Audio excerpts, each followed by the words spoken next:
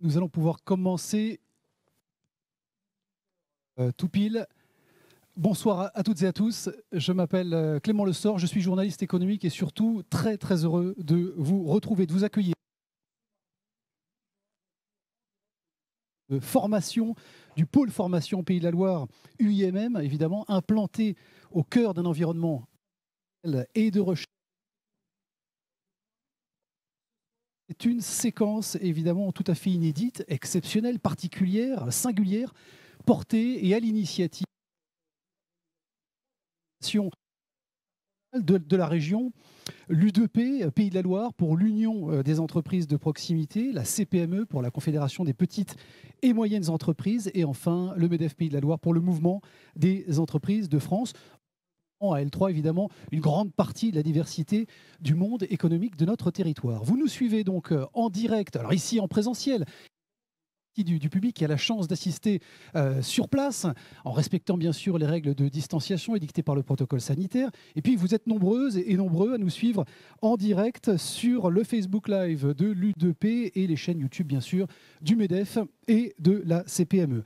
L'objectif de cette séquence, il est très simple, donner la parole aux 5 principaux candidats, suite bien sûr à la publication du dernier sondage. Candidats bien sûr qui se présentent aux élections régionales, élections qui auront lieu, à noter bien sûr, les 20 et 27 juin prochains. Nos candidats auront l'opportunité, l'occasion, dans quelques secondes, d'exprimer leurs projets et leur position politique autour de différents sujets que nous avons retenus, que les 3 organisations évidemment de cet événement ont retenu. Attractivité et aménagement du territoire pour le premier sujet, mutation et transition environnementale, emploi, formation, développement économique et avec les entreprises et corps intermédiaires plus largement, et notamment l'U2P, la CPME et le MEDEF.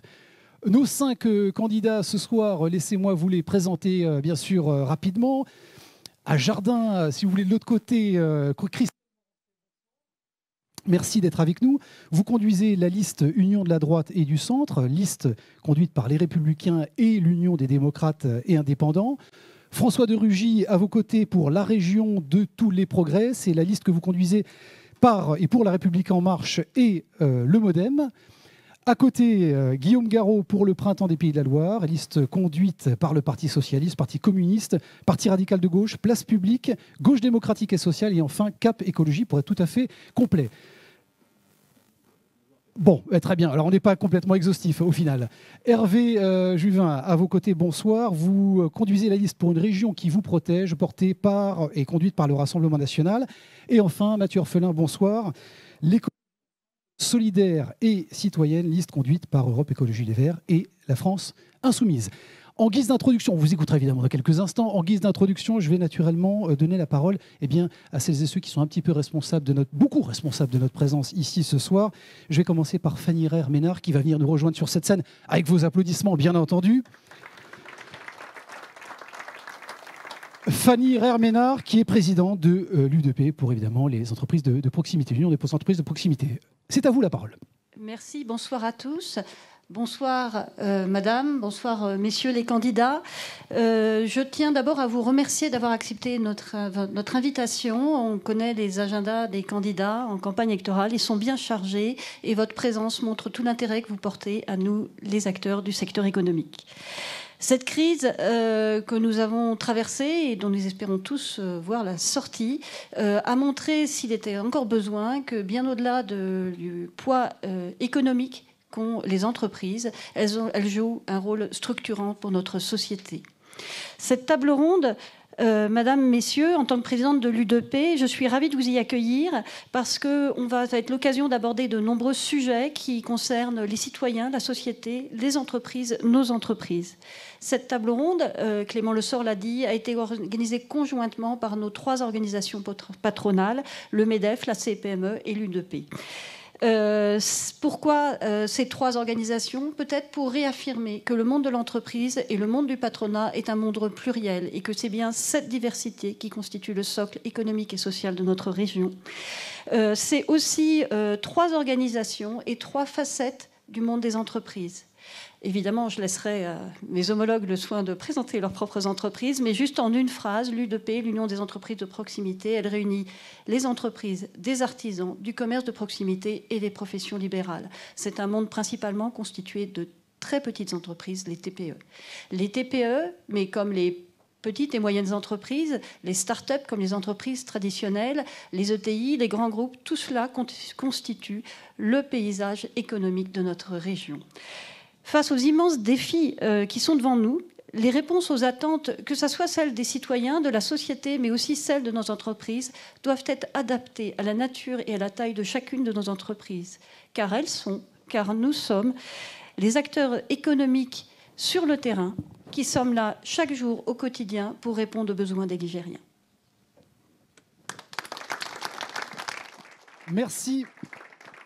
Merci Fanny Rerménard pour la CPME. C'est Olivier Morin avec vos applaudissements également à l'origine et à l'initiative de cette séquence. Bonsoir Olivier Morin, évidemment président de la CPME Pays de la Loire, on vous écoute. Bien, bonsoir à tous. Merci à vous, Madame la candidate et Messieurs les candidats, d'être parmi nous ce soir. Alors, la CPME est évidemment très contente d'organiser aux côtés de ses compères cette soirée débat. C'est pour nous très important. Alors, la région, vaste sujet. Alors, vous m'excusez, j'ai pris quelques notes parce que je ne prétends pas tout connaître de la région. Alors, pour un entrepreneur, c'est quoi une région? Ça pourrait être résumé ainsi, avec des compétences. C'est d'abord le développement économique. Je ne pourrais pas vous dire autre chose, qu'il va falloir le soutenir, notamment par une complémentarité avec les réseaux consulaires. Pour nous, ça a beaucoup de sens parce que c'est l'endroit qui est géré par des entrepreneurs, Et je sais que la région a un lien fort, normalement fort, avec ces organisations consulaires. La mobilité et plus largement l'aménagement du territoire, des éléments qui sont structurants pour nos entreprises, c'est une question d'attractivité pour nos entreprises, pour nos entrepreneurs. Et la question de l'aéroport de Nantes-Atlantique est pour nous quelque chose d'extrêmement central, puisque c'est un moyen, un outil de travail pour faire rayonner nos entreprises, notamment à l'international. Et puis, compétence également du Conseil régional, la transition énergétique. C'est un enjeu sociétal et je crois que nous sommes tous convaincus par le sujet. Cette mutation globale de notre société, elle doit être fortement accompagnée. Mais il ne faut pas oublier que nos chefs d'entreprise sont actuellement, et encore à mon avis pour quelques longs mois je pense, mis à rude épreuve par cette gestion de la crise sanitaire, par les tensions qu'il y a sur nos ressources humaines, par des difficultés de flux et d'approvisionnement des matières premières. Et je vous assure que pour un chef d'entreprise, une PME, comme je le représente, eh bien, ça fait beaucoup au quotidien. Quand on a parlé mobilité, on parle assez naturellement de la question de la transition environnementale, même si il n'y a pas que les questions de mobilité qui ont un impact sur le sujet. Et il va falloir accompagner ces entreprises pour faire ces transitions, et pour ça, on a besoin aussi de forces vives. Et c'est une compétence, les lycées, l'emploi, la formation de la région. Et il va falloir former tous ces bras qui manquent pour nos entreprises. Et il y a un paradoxe quand même en France, c'est que nous avons beaucoup d'emplois à pourvoir et aussi un taux de chômage particulièrement élevé. Nous avons donc des questions à nous poser sur le sujet. Et je ne voudrais surtout pas oublier une des dernières compétences qui peut paraître éloignée du monde de l'entreprise, celle de la culture et du sport. Et en ces temps particulièrement difficiles, je crois que nous avons tous besoin de prendre soin de notre corps, soin de notre tête, de sortir et de se faire du bien. Merci. Merci Olivier Morin pour la CPME Pays de la Loire. À suivre, Samuel Tual, avec vos applaudissements également, s'il vous plaît, pour le MEDEF Pays de la Loire, très responsable aussi de cette belle séquence que nous vivons ensemble. Samuel. Mesdames, Messieurs, bonsoir. Madame la Présidente, Messieurs les candidats, merci d'avoir répondu favorablement à notre demande, à cette invitation. Je suis très heureux de vous accueillir ici dans la Fab Academy, ce beau lieu de la formation dans les Pays de la Loire, animé par l'UIMM, une branche professionnelle importante dans notre territoire, qui représente bien sûr la métallurgie. Et donc, on a plein de choses à vous dire et on a surtout très envie de vous écouter sur évidemment les sujets qui nous préoccupent actuellement. Mais ce que j'avais envie de vous dire, c'est principalement que Vous le savez, les entreprises aiment leur territoire, elles aiment notre belle région, qui, même si elle n'a pas forcément une identité forte, il est important de préserver dans son intégrité d'aujourd'hui. Et le fait qu'elle soit composée de 5 territoires complémentaires, elle est riche de la diversité de son tissu économique, de la richesse de ses entreprises. Et donc, le MEDEF Pays de la Loire a édité un document qui présente nos priorités pour la région. Ces 50 priorités se résument en 4 points principaux. Un sujet, bien sûr, autour des ressources, du capital humain. Un sujet concernant la croissance des entreprises, accompagner la croissance durable des entreprises. L'équilibre du territoire. Et bien sûr, l'enjeu des transitions qui s'annoncent à nous, qui se présentent à nous et que nous devrons assumer. S'agissant des transitions, il y a l'une d'entre elles, évidemment, qui aujourd'hui est très importante dans beaucoup de débats, qui est la transition environnementale, pour ne pas dire écologique. C'est un sujet, une prise de conscience que je pense collective, que nous avons aujourd'hui complètement pris en considération. Il nous paraît très important que ces questions soient menées dans des politiques qui incitent les acteurs que nous sommes à aller évidemment dans le bon chemin. Et évidemment, on dénonce par avance toute politique punitive qui pourrait nous empêcher ou nous contraindre à court terme. Donc nous avons besoin de vous entendre sur bon nombre de ces sujets. Je n'ai pas de doute que vous allez avoir le destin de l'avenir de notre région en main. Et donc, comme nous sommes acteurs et que nous voulons continuer à être acteurs responsables dans cette logique territoriale, vous pourrez compter sur nous, à vos côtés, pour vous accompagner dans les politiques à mener, à condition, bien sûr, de nous associer aux décisions que vous serez amenés à prendre. Merci à tous. Merci Samuel Tual, président MEDEF Pays de la Loire.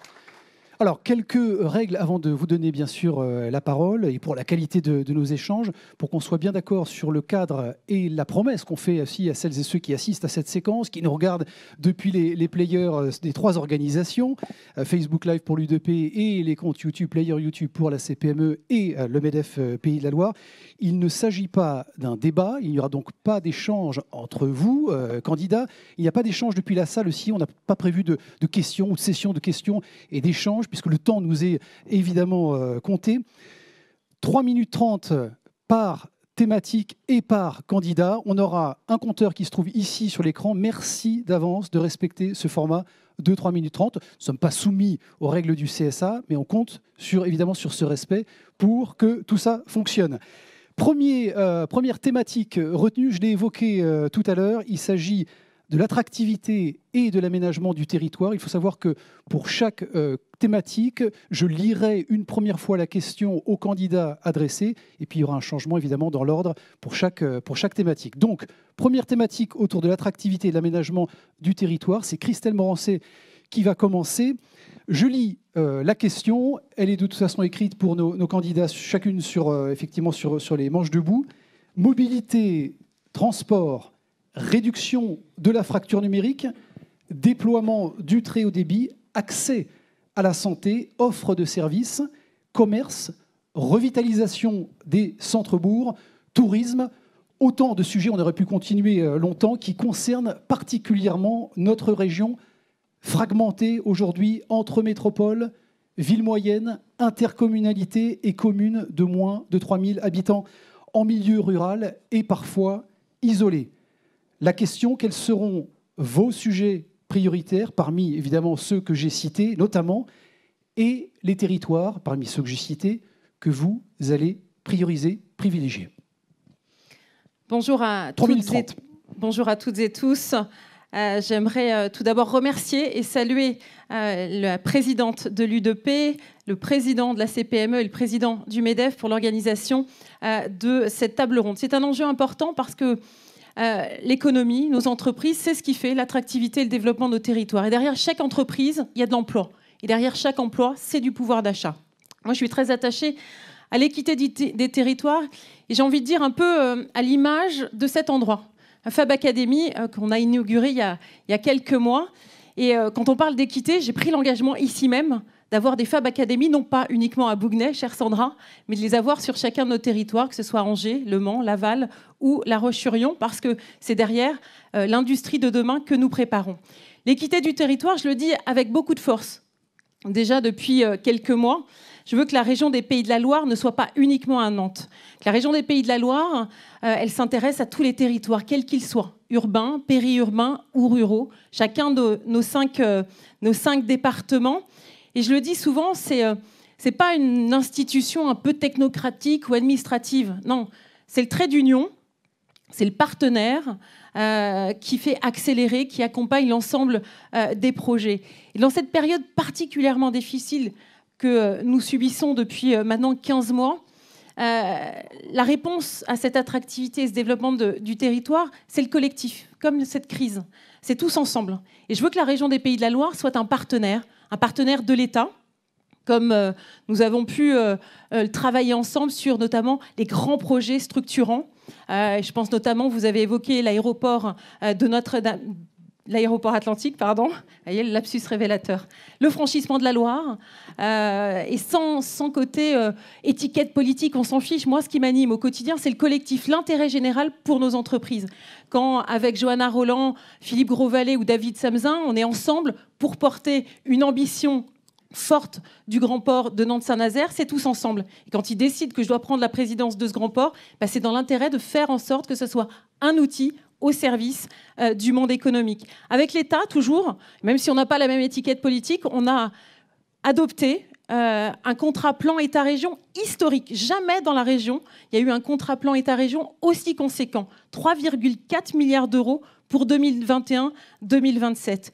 Et enfin, bien évidemment, la relance, où on est main dans la main pour accompagner l'ensemble des entreprises. C'est également avec les départements. Là encore, quels que soient les départements, quelles que soient les étiquettes des départements, la région accompagne sur la route.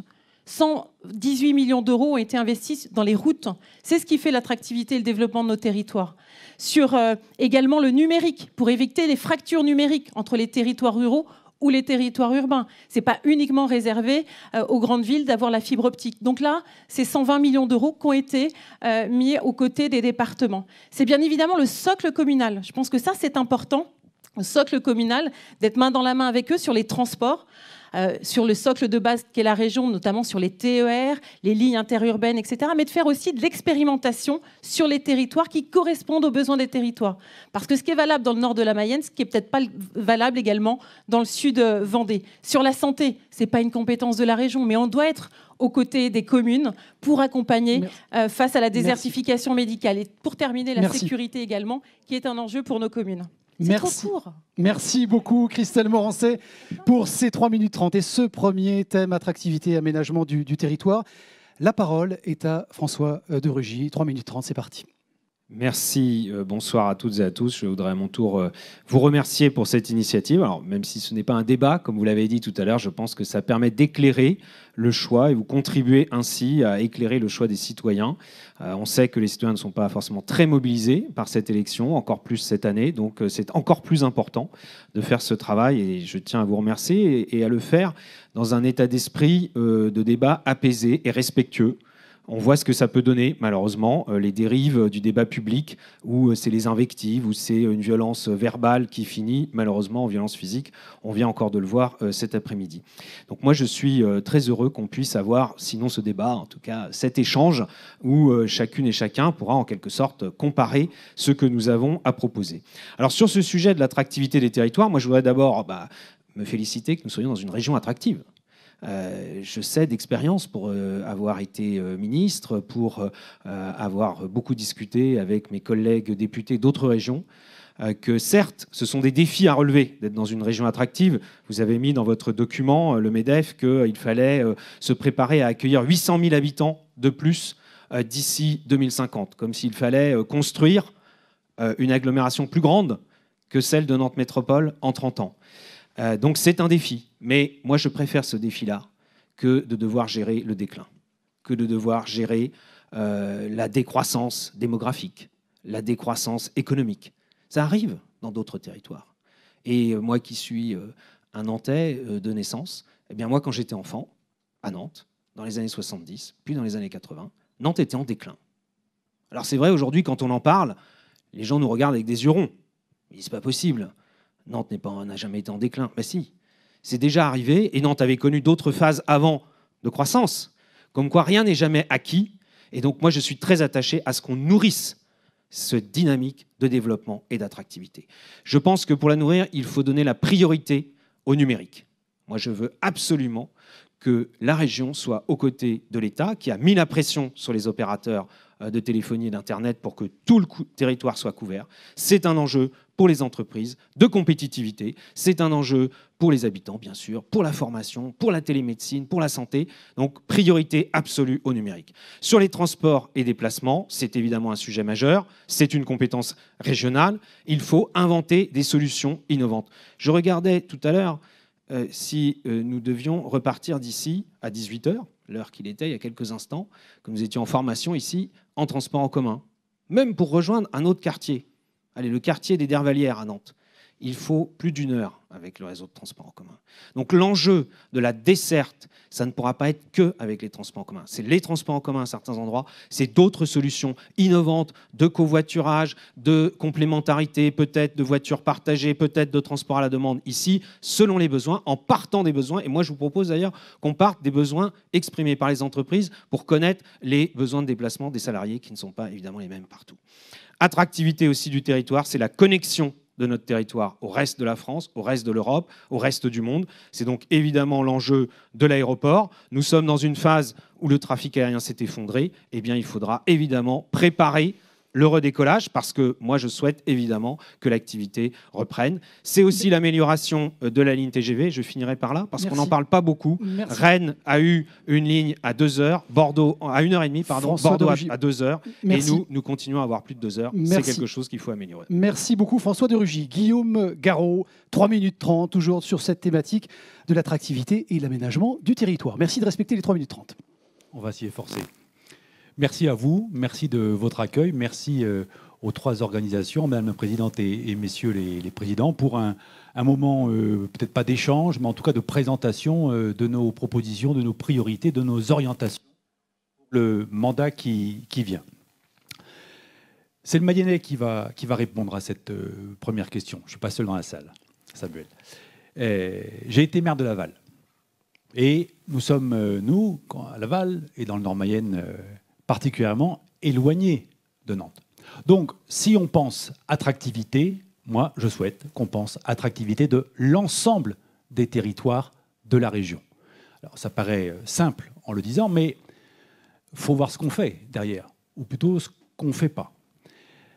On doit, on le sait bien, agir, ça a été dit avant moi, sur le numérique, fibrer l'ensemble du territoire régional. Et le plus vite sera le mieux. On sait que selon les départements, ce n'est pas exactement le même rythme. On doit veiller aussi à ce qu'on puisse avoir des services, pas simplement pour les entreprises, aussi, et peut-être d'abord, pour ceux qui y habitent. Parce que si vous avez un territoire qui perd ses médecins, ben, il est évident que ce ne sera pas un territoire attractif. Mais je voudrais surtout insister sur un volet, parce qu'on est au cœur des compétences de la région. C'est la question des transports. C'est la question des déplacements. Et moi, je veux donner la priorité au train. Je l'assume. La priorité au train. Pourquoi ? Parce que on est un département où il y a un maillage, un département, une région, où il y a un maillage qui reste encore fin. Mais on doit veiller à ce que ce soit le plus fluide possible. Qu'on ait des trains, et pas simplement des grandes liaisons. Qu'on ait aussi des TER, les transports du quotidien, le train du quotidien, qui permettent à chacun de pouvoir aller travailler facilement. Et je le dis avec d'autant plus de conviction que si nous voulons avoir vraiment une politique d'aménagement du territoire, il faut éviter les concentrations. Tout ne peut pas être fait à Nantes ou depuis Nantes. Bien sûr, la métropole, c'est une locomotive pour l'ensemble de la région et sur l'ensemble des secteurs économiques. Ça va de soi. Mais on a besoin, si on veut une irrigation de tout notre territoire régional, et y compris une irrigation économique dans le développement des entreprises, qu'on puisse avoir des modes de transport qui permettent aux habitants et donc aux salariés de vivre tout près de là où ils peuvent travailler. C'est essentiel d'avoir ça en tête parce que les concentrations de population amènent d'autres difficultés qu'on doit pouvoir traiter. Pour autant, moi je suis un adepte de ce que j'appelle l'écologie populaire. Donc, ce n'est pas parce qu'il faut donner la priorité au transport en commun et au train en particulier qu'il faut oublier la voiture. Vous savez, moi je suis d'un département rural, je vous le disais, et on a besoin de la voiture au quotidien, mais il va falloir accompagner les habitants, les salariés dans des modes de transport automobile qui soient de moins polluants. Ça veut dire aussi le covoiturage. On y arrivera. En tout cas, moi, ce que je veux dire, c'est que je crois vraiment en l'attractivité de notre région. Ça a été dit et bien dit, je le dis. Veillez à ce que cet aménagement, cette attractivité soit la mieux répartie possible sur l'ensemble du territoire régional. Merci Guillaume Garot pour cette première intervention autour de la thématique attractivité et aménagement du territoire. On poursuit avec vous, Hervé Juvin. À vous la parole, 3 minutes 30. Merci. Merci beaucoup de cette invitation. Je dois vous dire, Madame la Présidente, Messieurs les Présidents, qu'elle évoque chez moi beaucoup de souvenirs parce qu'il y a quelques années, expert de l'association Progrès pour le Management, APM, j'ai participé à de nombreuses réunions dans cette région et notamment un congrès annuel à Nantes. Donc je retrouve avec plaisir l'UMM et les organisations que vous représentez ici. Le sujet que vous nous avez imparti pour commencer cette interrogation sur l'avenir de notre région m'inspire d'abord de la modestie. La modestie parce que le constat, c'est que notre région est attractive. Notre région est attractive à cause de la bienveillance de la terre, du climat, du relief, de la mer. Notre région est attractive à cause des familles, des générations qui se sont succédées en travaillant à améliorer le territoire qui était leur. Je pense aussi à ces générations d'entrepreneurs que j'ai pu connaître, à ces entreprises patrimoniales qui ont su investir dans la durée, quelquefois sans prendre de dividendes, quelquefois même sans se payer.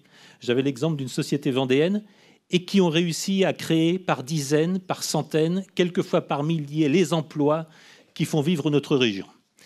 Ça me rend modeste parce que, bien sûr, transport, bien sûr, numérique, mais je crois que l'infrastructure la plus profonde qui fait notre région attractive, elle tient d'abord à la qualité des hommes et des femmes, elle tient d'abord à l'infrastructure invisible qu'est le politique.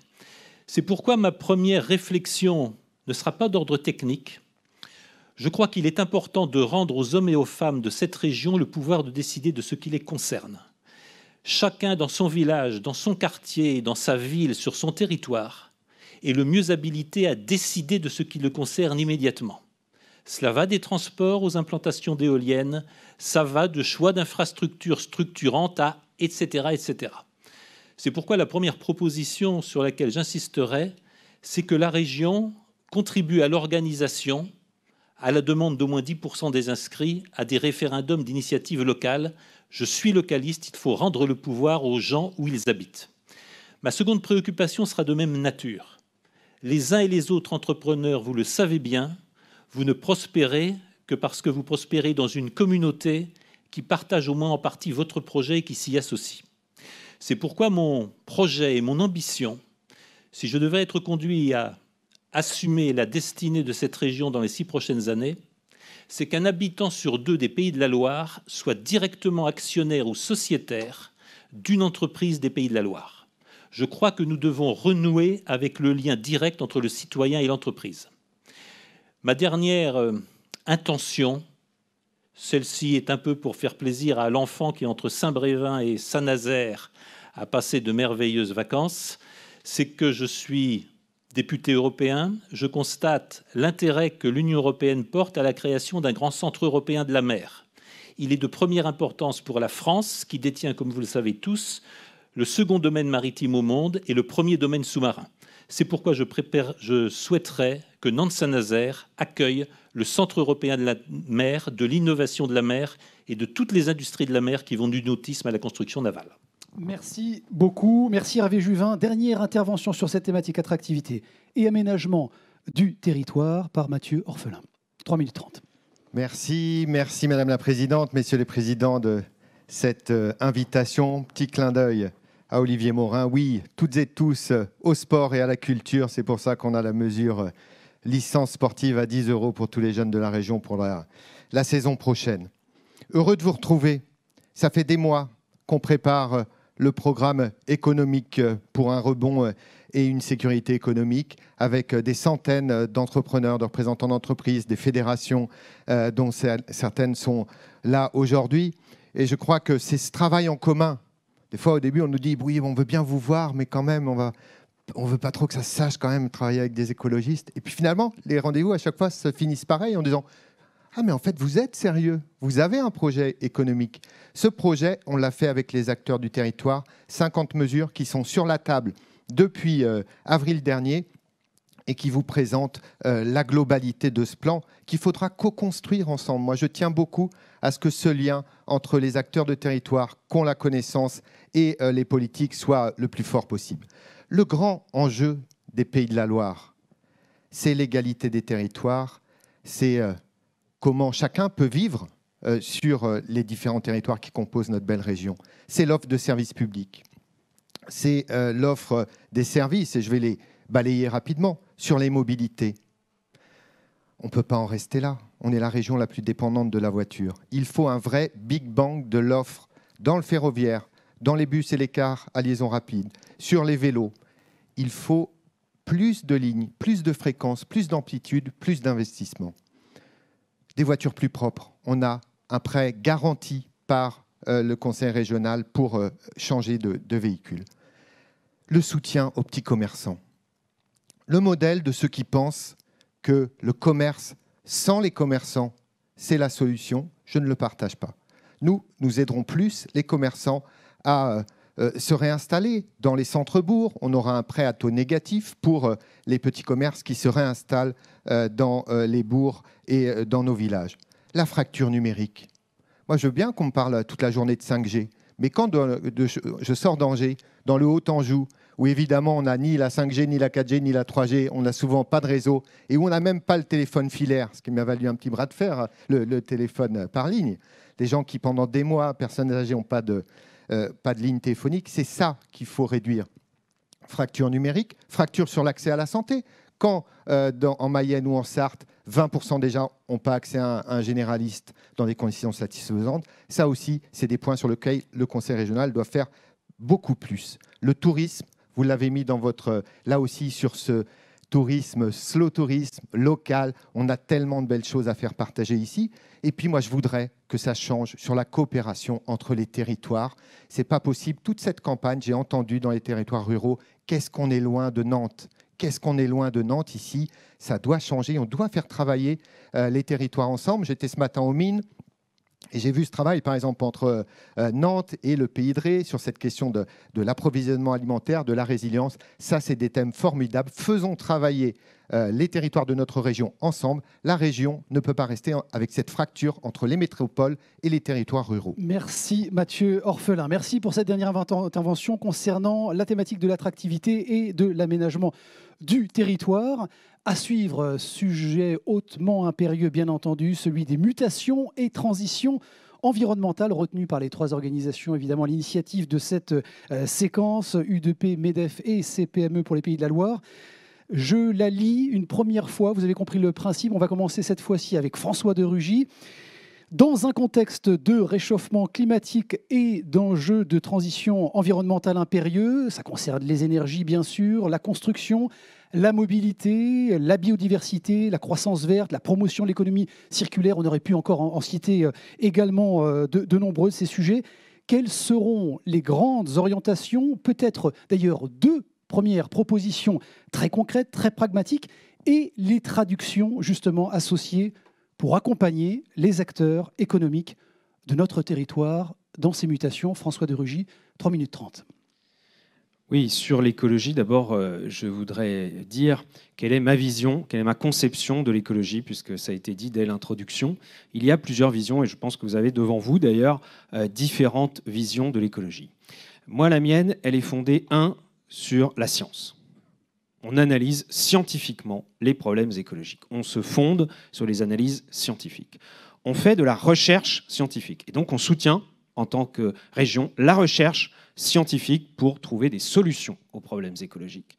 On mise sur le développement de l'innovation technologique qui sort de nos laboratoires de recherche, et nous avons dans notre région une grande vitalité en la matière, il faut la soutenir, et ça débouche sur du développement économique. Voilà. Moi, c'est ça le cercle vertueux, écologie, économie, qu'il faut faire vivre à travers cette vision de l'écologie. Des mesures concrètes, moi je propose que dès après l'élection, si je suis élu, je demanderai à un groupe d'experts de faire l'analyse des effets prévisible du réchauffement climatique sur notre territoire, sur tous les territoires, sur tous les secteurs d'activité et notamment tous les secteurs d'activité économique.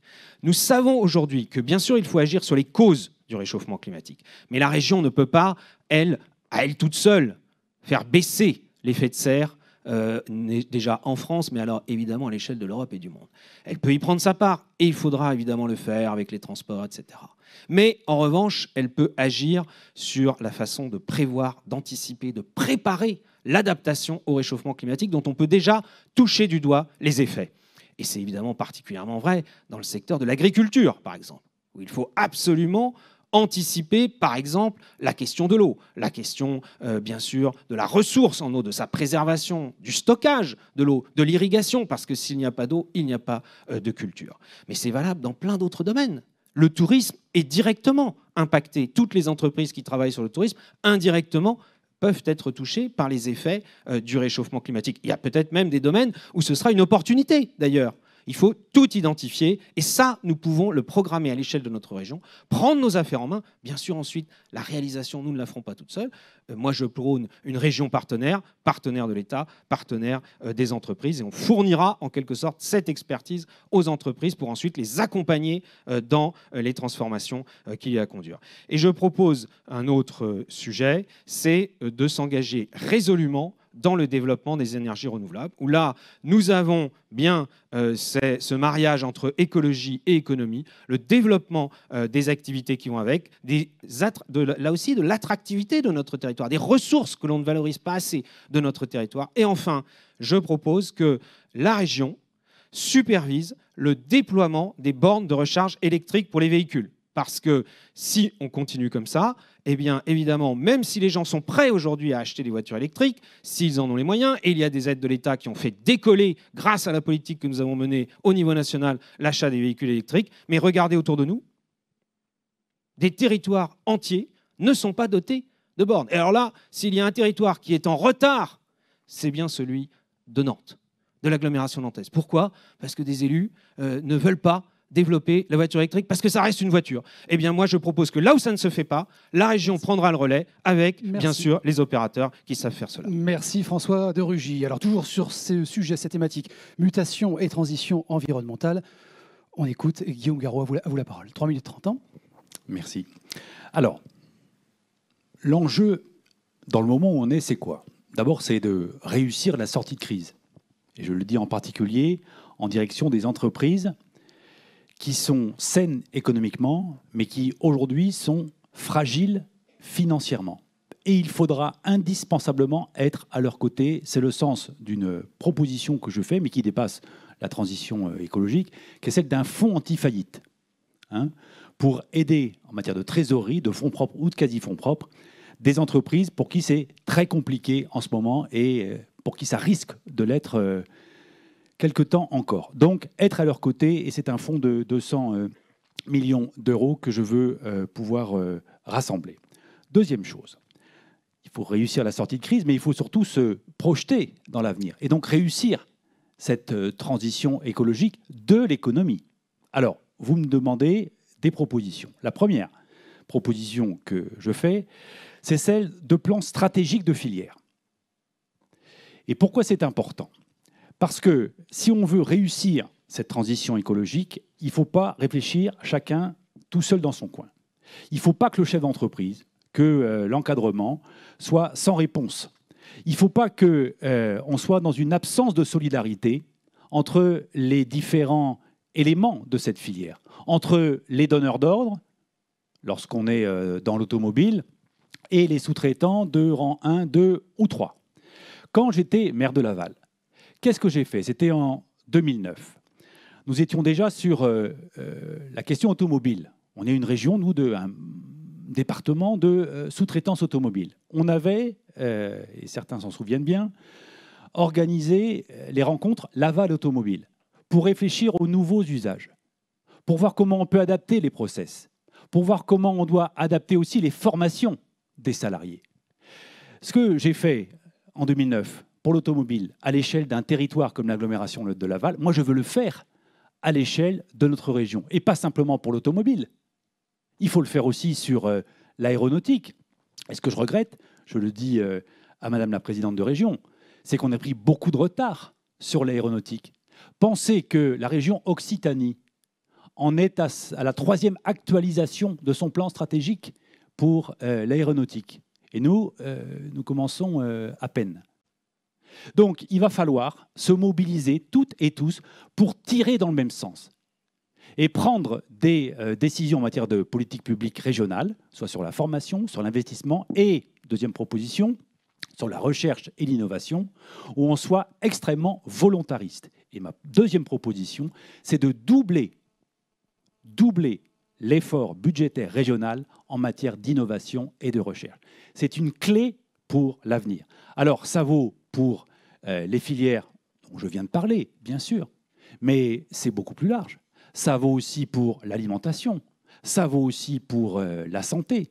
Donc, il faut investir, investir, investir encore. Et le rôle de la région, c'est d'être à vos côtés et de construire ensemble ces stratégies partagées, j'insiste sur le mot, pour que demain, on réussisse tous ensemble cette transition écologique de notre économie. Merci Guillaume Garot. On poursuit toujours sur les mutations et transitions environnementales avec vous, Hervé Juvin, 3 minutes 30. Merci. Le sujet de la transition écologique s'inscrit naturellement au fronton de toutes les réflexions collectives. Je pense pour ma part qu'il doit acquérir la primauté sur maintes réflexions de nature économique ou politique. Simplement, la question de la transition écologique n'est pas d'abord et seulement une question énergétique. Le problème, ce n'est pas la planète. Elle a plus d'1 milliard d'années, elle nous survivra très bien. Le problème, c'est l'homme. Et le problème, c'est particulièrement la santé humaine, c'est particulièrement les effets que la malbouffe, que l'hyperindustrialisation, que les circuits démesurément allongés de la globalisation font subir à ce qu'il y a tous les jours dans nos assiettes. Je vous citerai simplement ce chiffre. Il vient d'un professeur de l'Université de Londres de santé. La moitié du déficit du système national de santé publique en Grande-Bretagne est attribuable à la malbouffe. C'est pourquoi la première action que je souhaiterais conduire serait en faveur d'une école du goût et de la santé. Je crois qu'il est important que dès l'enfance, plus tard à l'adolescence, et ensuite tout au long de leur vie, nos concitoyens soient davantage informés sur les bénéfices des circuits courts, sur le meilleur produit qui est le légume ou le fruit de saison ramassé près de chez soi, sur la qualité exceptionnelle des produits de nos terroirs et sur le fait qu'ils sont bons au goût et qu'ils sont bons pour le corps. Je crois que cette école du goût et de la santé représenterait une initiative importante parce que le sujet de santé publique lié à la dégradation de la qualité de l'eau, de l'air et des sols est un problème qui peut prendre des proportions dramatiques dans les prochaines années. Le second sujet que je souhaiterais aborder, et je vais enfreindre la règle puisque j'en aurai 3, le second sujet que j'aimerais aborder, c'est celui de la réconciliation des grands indicateurs, des bilans, des ROE, etc., sur lesquels on apprécie l'entreprise avec leur empreinte territoriale. Je constate aujourd'hui, pour avoir un peu fini ma vie professionnelle dans la région de la Mayenne, je constate à quel point des systèmes coopératifs forts, je constate à quel point une grande association des chefs d'entreprise entre eux sur leur territoire, une grande association entre les élus, les citoyens, les chefs d'entreprise, les patrons des coopératives et des mutuelles, les associations, ça peut provoquer ce que certains appellent le miracle mayennais, ce que d'autres appellent aussi le miracle vendéen. Et ça se traduit par ce constat très simple, il y a des entreprises qui se conduisent bien avec leur territoire et il y a des entreprises qui pillent leur territoire sans rien lui rendre. Je souhaiterais donc que nous calculions à la région, nous calculions un indicateur de la responsabilité locale et territoriale des entreprises et que toutes les aides et que toutes les relations de la région avec les entreprises obéissent à cet indicateur. Et puis, dernier point, vous avez évoqué les uns et les autres la question des systèmes rechargeables électriques. Je suis très intéressé par le concept de stade intelligent. Les stades, c'est une emprise foncière importante. En sous-sol, il est possible d'installer, sans que ce soit un centre de coût pour les mairies, au contraire en faisant un centre de profit, des centres de recharge, des moyens de livraison par drone. Je pense que nous avons aussi à innover dans ce domaine. Merci Hervé Juvin. Pour continuer, toujours mutation et transition environnementale, la parole est à vous, Mathieu Orphelin. 3 minutes 30. C'est génial d'avoir aujourd'hui ce débat. On aurait pas pu l'avoir il y a 10 ans. Et je crois que ça montre vraiment qu'on veut tous aller dans cette direction de la transition écologique. Responsables politiques, entrepreneurs, citoyens et citoyennes. Et c'est très bien comme ça.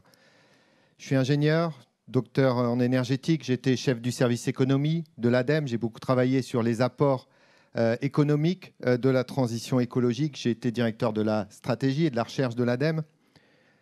Depuis 25 ans que je travaille sur ces sujets, la conviction se renforce. L'écologie, c'est l'emploi. C'est l'emploi pour nos territoires. Et donc, il ne faut pas que les Pays de la Loire restent à la traîne, comme aujourd'hui sur ces questions-là. 2 mesures fortes. La première, nous allons investir 1 milliard d'euros en plus sur les 5 premières années du mandat pour accompagner les projets portés par les collectivités, notamment les petites communes, et par le monde économique, les industriels.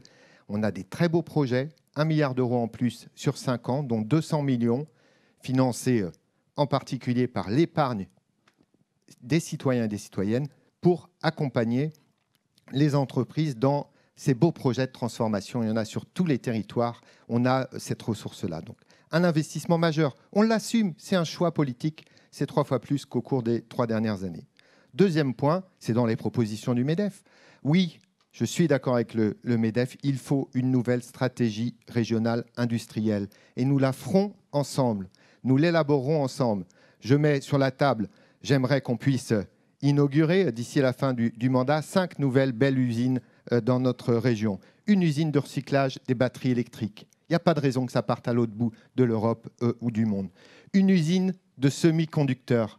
C'est affolant de se dire que l'usine Renault, aujourd'hui au Mans, est à 21% de sa capacité parce qu'on ne sait plus s'approvisionner en semi-conducteurs. Une usine, qu'on le fasse à quelques centaines de mètres d'ici, à Airbus ici ou à Airbus Saint-Nazaire, une usine de recyclage des avions en fin de vie. Là aussi, il n'y a pas de raison que les Pays de la Loire soient à la traîne. Un pôle sur les énergies renouvelables dans l'ancienne usine Michelin et aussi une usine de production 100% made in Pays de la Loire de vélos, y compris le cadre en alu. Là aussi, un marché qui est en forte croissance, qui va continuer à croître. On peut produire tout ça chez nous. Dernier point, parce que vous l'avez compris, on aura un soutien majeur aux entreprises. Ce soutien, il sera conditionné. Conditionné à des engagements des entreprises très simples, hein, ce n'est pas la paperasse. C'est l'égalité femmes-hommes, c'est le maintien des emplois sur le territoire et un bon dialogue social, et c'est évidemment la transition écologique. Parce que la réalité, c'est qu'à force de rien vouloir conditionner, aussi bien au niveau régional ou au niveau national, je me suis beaucoup battu là-dessus à l'Assemblée nationale, c'est que plus il y a d'argent public mis, plus il y a de délocalisation. C'est ce qui se passe aujourd'hui dans beaucoup de secteurs dans notre région, et en particulier dans le secteur automobile. Donc nous, oui, un soutien renforcé aux entreprises, mais avec de la condition sur des thèmes qui sont importants, sur l'égalité femmes-hommes, sur le maintien des emplois locaux et sur la transition écologique. L'écologie, c'est l'emploi. Merci beaucoup Mathieu Orphelin. Pour terminer sur ce sujet, toujours de mutation et transition environnementale, la parole est à Christelle Morancet. 3 minutes 30. Peut-être de commencer par vous dire quelle est ma vision, moi, sur la transition écologique. Je pense que c'est important. Et de parler d'écologie, ce n'est pas uniquement pendant les campagnes électorales avec des paroles, il faut aussi des actes. L'écologie que je porte, ce n'est pas celle qui oppose les territoires. L'écologie que je porte, ce n'est pas celle qui oppose les hommes et les femmes. L'écologie que je porte, c'est celle de la croissance. Et c'est surtout du faire ensemble, parce que c'est notre responsabilité collective, tous ensemble. L'ensemble des collectivités, États, régions, départements, blocs communaux, les entreprises, et vous y prenez votre part au quotidien. Nos agriculteurs, et je tiens à dire quand même qu'on a l'agriculture la plus durable du monde, il faut savoir le répéter aussi quelquefois. Et puis nos concitoyens, ils ont aussi leur part à prendre. Et en matière d'écologie, moi, je n'ai pas à rougir. Je tiens à le dire, je n'ai pas à rougir de ce que la majorité régionale a fait C'était notamment une de mes priorités quand j'ai été élue présidente du Conseil régional en octobre 2017. Jamais un conseil régional n'a mis autant d'argent sur la transition écologique, 350 millions d'euros. Jamais un conseil régional ne s'est occupé de la qualité d'eau, 11% de bonne qualité d'eau. On a mis en place la conférence ligérienne de l'eau, 2 millions de plantations d'arbres. J'arrête là parce que le temps nous est compté. Mais l'objectif, c'est vraiment le collectif, de faire tous ensemble.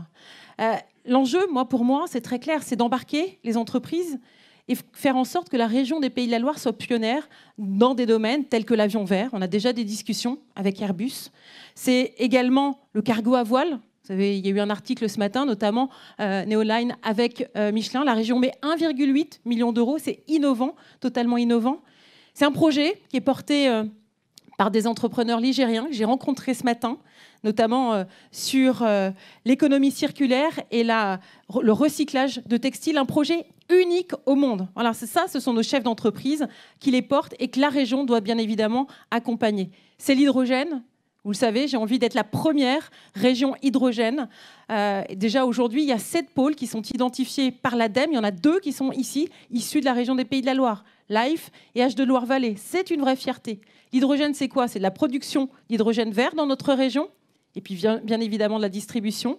C'est sur l'ensemble de nos transports, avec des TER hydrogène sur la ligne Caen, Alençon, Le Mans-Tours, sur l'ensemble de nos lignes de la mixité énergétique, notamment sur nos lignes interurbaines. C'est la liaison entre l'Île-Dieu et Fromentine, de mettre un catamaran hydrogène. Mais ça, l'objectif, c'est quoi? C'est que nos entreprises se saisissent de l'hydrogène. Moi, quand j'inaugure la station hydrogène sur Le Mans, et que je vois un embout d'usinage et c'est marqué Made in Germany, moi je veux que ça soit Made in Pays de la Loire. Je veux qu'on soit la première région et d'embarquer notamment dans la diversification de nos entreprises sur le volet hydrogène. Et puis c'est enfin bien évidemment la recherche, l'innovation, le développement, faire en sorte que la région des Pays de la Loire soit un pôle d'excellence, un pôle également d'excellence en termes de formation, et on doit embarquer tout le monde. L'enjeu, il est très fort, mais encore une fois, c'est le collectif qui permettra de porter des projets. Il y a des projets qui sortent de la région des Pays de la Loire, qu'on accompagne, mais on doit aller encore plus loin, d'embarquer l'ensemble des entreprises, quelle que soit leur taille. Parce que l'enjeu de la transition écologique, ce n'est pas uniquement réservé aux grands groupes comme Airbus avec l'avion vert. C'est l'ensemble de nos entreprises, quelle que soit leur taille, que ce soit chez les commerçants, les artisans, nos TPE, PME, grands groupes. Merci beaucoup Christelle Morancé. Pour ce deuxième sujet, donc mutation et transition environnementale, troisième sujet qui a retenu évidemment notre attention et celle des organisations à l'initiative de cette séquence et de cet événement, c'est bien sûr la question de l'emploi, de la formation et plus largement des compétences. Vous avez compris le principe, on décale d'un candidat à chaque fois. C'est à vous de commencer, Guillaume Garot. Je lis la question: jeunes déscolarisés, stagiaires en mal d'entreprise, demandeurs d'emploi longue durée, enjeux bien sûr autour de la formation continue et de l'alternance, préparation à la création ou à la reprise d'entreprise. Quelles réponses vous envisagez pour faciliter l'orientation et l'accès à l'emploi et enfin garantir bien sûr la bonne adéquation entre les compétences, qualifications et les attentes, besoins de nos entreprises? Précisez quand même la difficulté de recrutement avec des filières qui sont en forte tension et bien sûr, ce qui est propre aussi à notre territoire régional, la diversité entre les zones d'emploi de notre région. Guillaume Garot, 3 minutes 30. Oui, un enjeu majeur, à l'évidence, et une compétence centrale de la région. Moi, l'objectif que je nous fixe collectivement, c'est de pouvoir créer 100 000 emplois nouveaux d'ici la fin du mandat. Et dans les filières que j'énonçais tout à l'heure, que je considère comme stratégiques pour l'avenir, l'attractivité de notre région. D'abord, il nous faut, et il nous faudra, mieux définir nos besoins par un dialogue que moi je souhaite continu entre l'institution régionale et les entreprises et leurs organisations dans leur diversité. Première chose, c'est indispensable qu'on ait ce dialogue constructif. 2, il faut qu'on puisse en effet accompagner les jeunes. Et c'était votre première interpellation. Il faut qu'on soit au plus près des jeunes qui sont en train de basculer, qui sont en train de décrocher.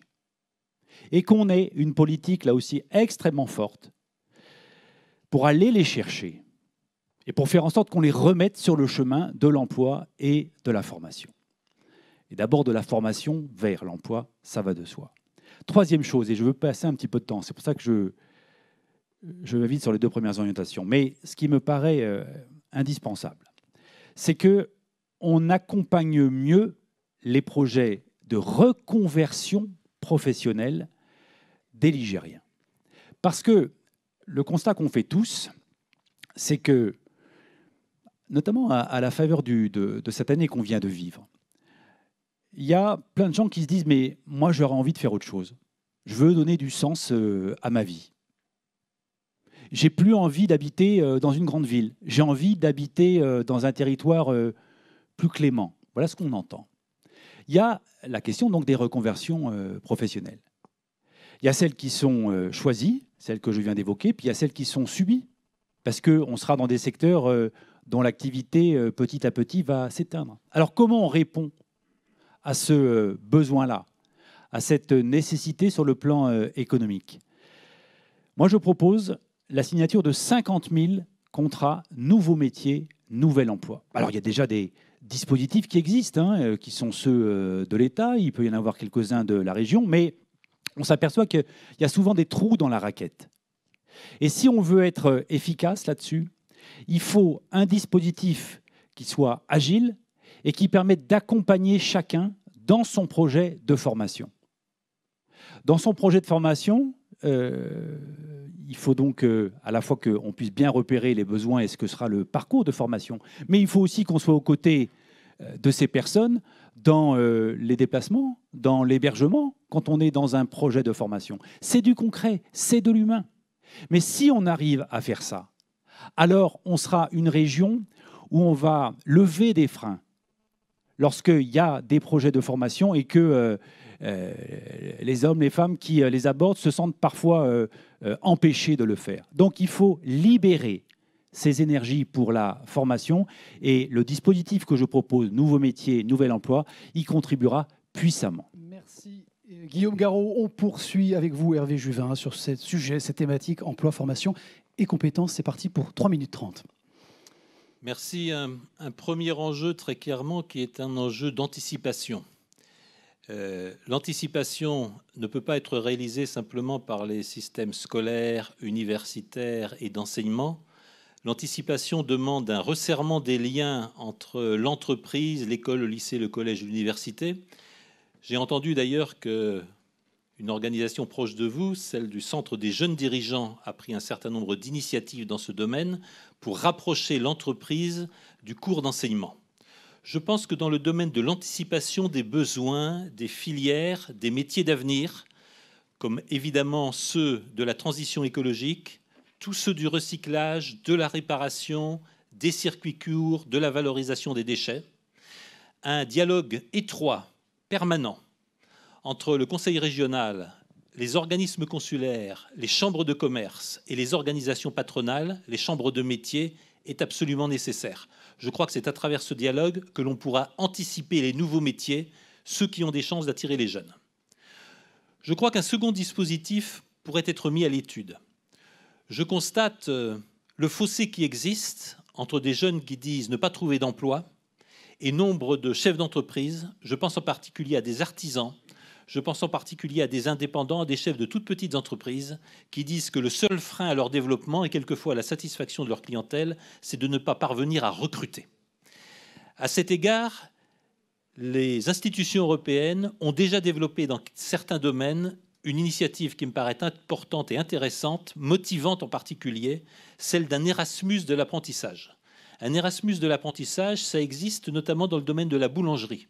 Un boulanger allemand jeune peut venir apprendre en France comment faire une baguette et un jeune boulanger-pâtissier français peut apprendre en Allemagne comment faire les pains aux fruits, etc., que savent si bien multiplier nos amis allemands.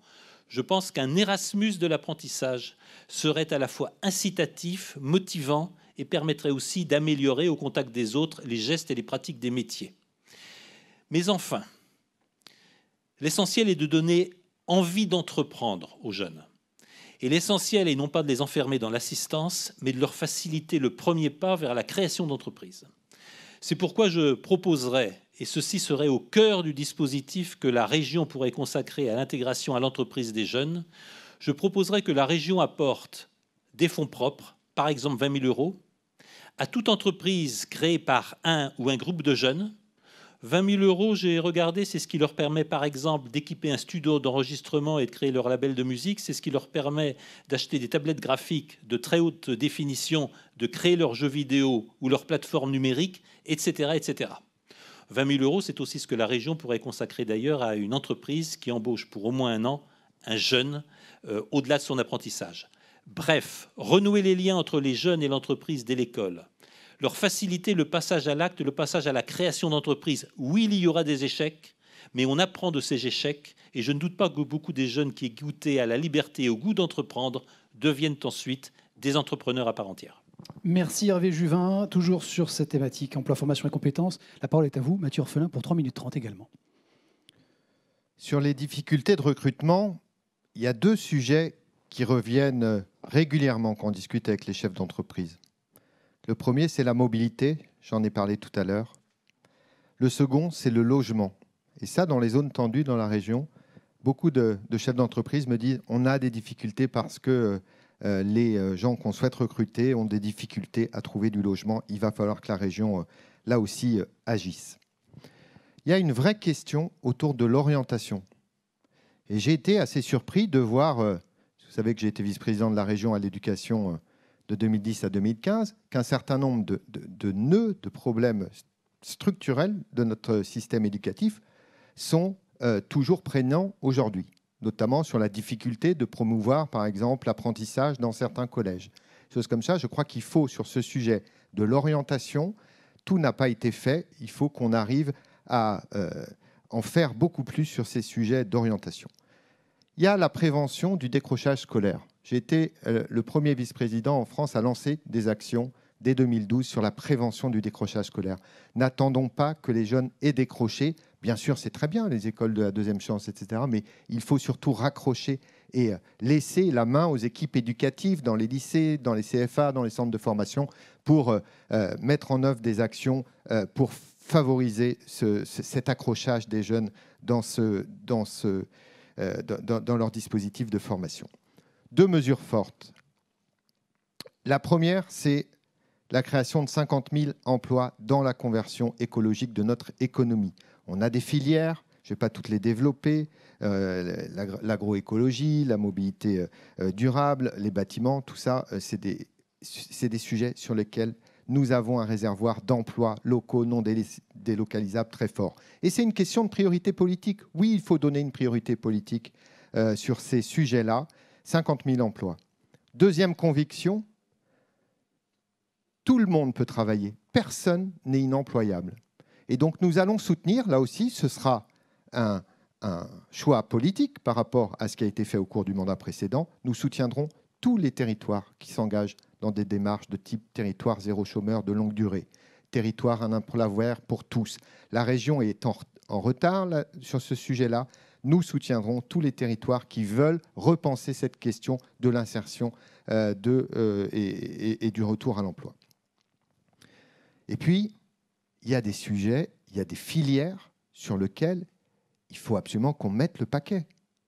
Quand j'entends la CPME ou la CAPEB me dire qu'il y a 10 000 offres d'emploi non pourvues aujourd'hui en Pays de la Loire, là, sur des secteurs comme le bâtiment, c'est pour ça qu'on a des mesures si fortes sur la rénovation énergétique des bâtiments publics. La région a pris beaucoup de retard sur les lycées, mais aussi la rénovation énergétique des logements. Nous ferons l'avance du coût résiduel des travaux pour tous les ménages en situation de précarité énergétique. Parce que derrière, c'est de l'emploi sur nos territoires, dans les entreprises du BTP. Et donc, dès l'élection, nous mettrons un focus sur la filière du bâtiment. C'est impossible qu'on reste avec 10 000 offres d'emploi non pourvues dans notre région. Merci Mathieu Orphelin. Pour poursuivre toujours sur ce sujet emploi, formation et compétences, la parole est à Christelle Morancé pour 3 minutes 30 également. Alors déjà, concernant les emplois, il y a une précision, je pense, qui est importante. Ce ne sont pas les collectivités qui créent de l'emploi, mais c'est bien vous, chefs d'entreprise, qui créez les emplois sur nos territoires. Moi, je ne peux pas me résoudre d'entendre, il n'y a pas une journée, où un chef d'entreprise me fait part de ses difficultés de recrutement. Dans ce contexte actuel, voilà, dans tous les secteurs, l'industrie, 4000 postes à pourvoir en 2021. Hier, j'étais avec des agriculteurs, 2500 agriculteurs d'emplois salariés pour 2021. Le bâtiment, les transports, la restauration. Ça, aujourd'hui, pour moi, ce n'est pas acceptable parce qu'on a encore un taux de chômage important, et notamment chez les jeunes, avec des chiffres de 20-25%. Je veux être la présidente du plein emploi. Comment ? D'abord, il y a 2 axes. C'est le volet de la formation. Vous le savez, c'est un sujet qui me tient particulièrement à cœur. La formation initiale, la formation continue. La formation initiale, l'équité entre le public et le privé. Ça, je pense que c'est important. Laisser à chaque jeune est différent, la possibilité d'apprendre, soit dans le public, soit dans le privé. D'ouvrir le champ des possibles aux jeunes. Ça, c'est essentiel. Chaque jeune n'a pas les mêmes appétences, les mêmes envies, les mêmes compétences. Quand je dis ouvrir le champ des possibles, c'est bien évidemment l'apprentissage. Je rappelle quand même les chiffres de notre mandat, plus 24% d'augmentation d'apprentis dans la région des Pays de la Loire. C'est grâce à vous tous. C'est un travail collectif qu'on a réussi à faire. Et il faut continuer, même si on n'a plus la compétence. Vous connaissez mon point de vue sur le sujet, je n'y reviendrai pas. Mais bien évidemment, on va continuer d'accompagner l'apprentissage parce que c'est le plus court chemin vers l'emploi. 8 jeunes sur 10 qui suivent une formation par apprentissage trouvent un emploi 6 mois après leur formation. La voie professionnelle aussi, c'est-à-dire il n'y a pas que l'apprentissage, il y a aussi la voie professionnelle, technologique, générale. C'est vraiment pas d'opposer ces formations. C'est bien évidemment les écoles de production. Et nous en manquions dans le département de la Sarthe et dans le département de la Mayenne. Il y a 3 écoles de production qui sont en cours, qui partent du besoin des entreprises systématiquement. L'objectif, c'est de doubler les écoles de production parce que les résultats vers l'emploi sont exceptionnels. Ça, c'est sur le volet de formation initiale. Et je permets aussi un petit rappel sur la formation initiale, c'est l'enseignement supérieur, où là, on a été au-delà de nos compétences, notamment dans la Mayenne, parce que la Mayenne, il y a besoin de garder les jeunes sur le territoire, avec l'enseignement supérieur, notamment avec des écoles. Ça, c'est un enjeu d'accompagnement et d'équité des territoires. Ce n'est pas uniquement à Nantes, pas uniquement à Angers, pas uniquement dans les grandes villes. C'est sur l'ensemble de nos territoires, sur l'enseignement supérieur, pour garder nos jeunes. La formation continue, bien évidemment. Ça, c'est essentiel, parce que de toute manière, on ne fera plus le même métier pendant toute une carrière, pendant 30, 40, 45 ans. Donc, il faut adapter, il faut faire des formations qui correspondent aux besoins des entreprises. Arrêtons de faire des formations qui vont vers des voies de garage. C'est ce qu'on a déjà initié et ce qu'on va continuer. Par contre, l'enjeu, c'est quoi ? C'est de lever les freins à la prise d'un emploi. Ça, c'est essentiel. Et là, il y a 2 propositions très fortes dans mon projet. D'abord, sur la mobilité, de permettre à quelqu'un qui veut prendre une formation ou un emploi, une voiture à 1 € par jour. Parce que tout le monde n'a pas la chance d'avoir une gare au pied de sa porte, un arrêt de bus, un tramway. Donc il faut investir et accompagner la mobilité. C'est également la garde d'enfants, et notamment pour les personnes seules. Donc un accompagnement financier pour la reprise d'un emploi. Et encore une fois, c'est le collectif qui permettra à travailler ensemble, et notamment sur l'orientation avec l'Orientibus, auquel vous êtes pour la plupart d'entre vous partenaires, parce que changer les idées reçues sur certains métiers, et notamment dans l'industrie. Merci Christelle de Morancé. Pour terminer sur cette thématique, toujours emploi, formation et compétences, la parole est à François de Rugy, 3 minutes 30 également. Oui, d'abord, sur cette question de la formation, c'est au cœur des compétences du Conseil régional, à travers à la fois les lycées, mais aussi, bien sûr, la formation professionnelle, les centres de formation, d'apprentissage, etc. Et la formation continue. Moi, je veux dire d'abord que moi, je suis un partisan de l'éducation et de la formation, d'investir dans l'éducation et la formation. Et ça, c'est la collectivité publique qui peut le faire. Il faut mettre le paquet sur l'éducation et la formation, qui sont des leviers de progrès dans tous les domaines, et notamment dans le domaine économique. Ensuite, je veux rappeler que l'apprentissage, les succès actuels de l'apprentissage, ils ne tombent pas du ciel. C'est le résultat d'une rencontre, en quelque sorte, entre les entreprises qui voulaient recruter davantage d'apprentis, accueillir davantage d'apprentis, et vous le faites, et donc c'est d'abord votre réussite, mais c'est aussi la réussite d'une réforme que nous avons menée avec Emmanuel Macron à partir de 2017. Souvenez-vous, les critiques que nous avons essuyées. Tous les partis politiques étaient contre. Tous les responsables politiques étaient contre. Nous disaient qu'on allait faire effondrer l'apprentissage, que ce serait catastrophique. Nous avions aussi les syndicats de salariés, souvent, qui étaient contre. Pourquoi étaient-ils contre ? Tous, partis politiques ou syndicats de salariés. Parce que nous avions décidé de mettre au cœur du système les branches, c'est-à-dire vous. c'est-à-dire les représentants des entreprises secteur par secteur. Nous sommes ici accueillis dans une branche. L'UIMM est une branche. Et oui, nous revendiquons de partir des besoins des entreprises, mais de nous en donner les moyens. Parce que si on se contente de le dire, mais qu'on ne le fait pas, et combien de fois, sur combien de sujets, on a eu des projets de réforme avortés sur la formation professionnelle. Moi, je peux vous dire, un jour, j'ai discuté avec le représentant d'un grand syndicat et il m'a dit, de toute façon, si vous demandez aux partenaires sociaux, et notamment aux syndicats de salariés, de réformer la formation professionnelle, il ne se passera rien parce qu'il y a trop d'intérêt en jeu, il y a trop d'intérêt à conserver le système en l'état. Alors nous avons fait le pari de bousculer ça. Oui, nous avons été critiqués, mais aujourd'hui, les résultats sont au rendez-vous. Mais attention, ils ne sont pas éternels. Ce n'est pas gagné d'avance. Donc, en effet, il faudra continuer à mettre le paquet, à accompagner, à regarder dès qu'un blocage se présentera pour continuer à avoir plus de 500 000 apprentis. Je vous rappelle que c'était l'objectif de tous les gouvernements, de gauche, de droite, avant nous. Jamais atteint, jamais, malgré des efforts, malgré des tentatives, mais qui n'avaient jamais abouti. Par ailleurs, moi, je voudrais que l'on fasse rentrer les entreprises dans les lycées. Alors, je sais, je suis fils d'enseignant.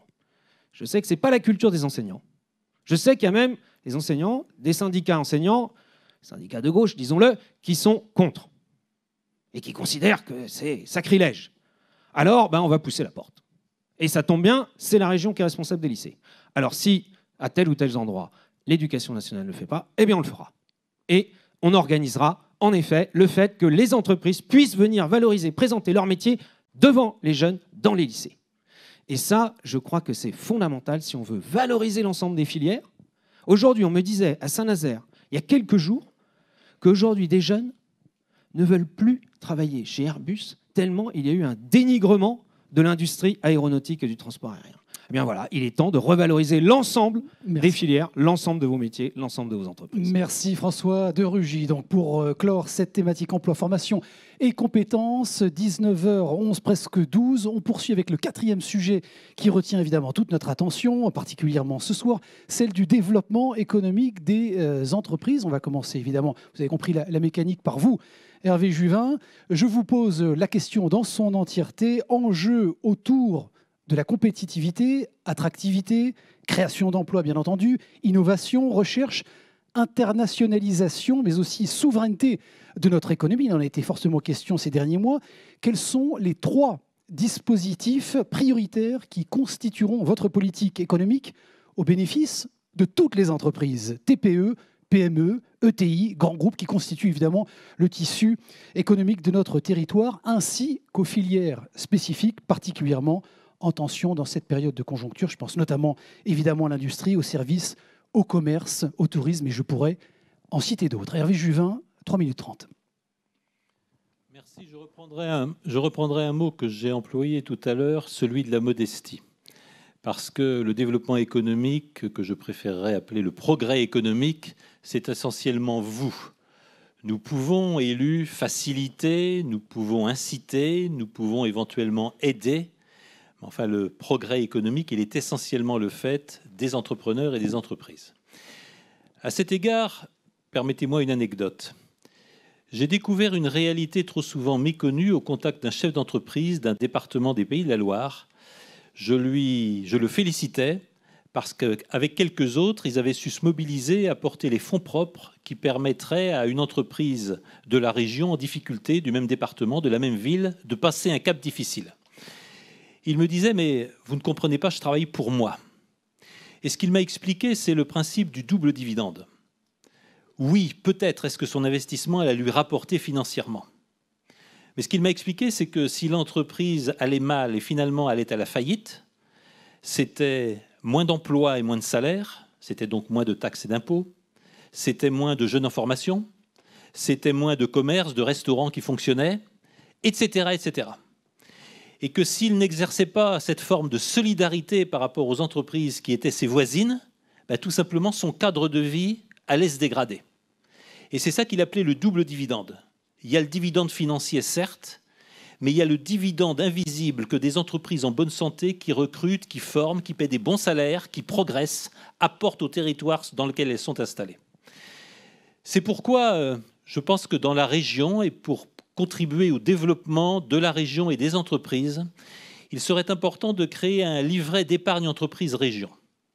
Ce livret permettrait à celles et ceux qui y souscrivent de bénéficier d'une assurance en capital apportée par la région, d'un rendement minimum très faible, probablement de 1%, et de 50% des dividendes et des plus-values provenant des participations prises au titre de ce livret dans les entreprises de cette région.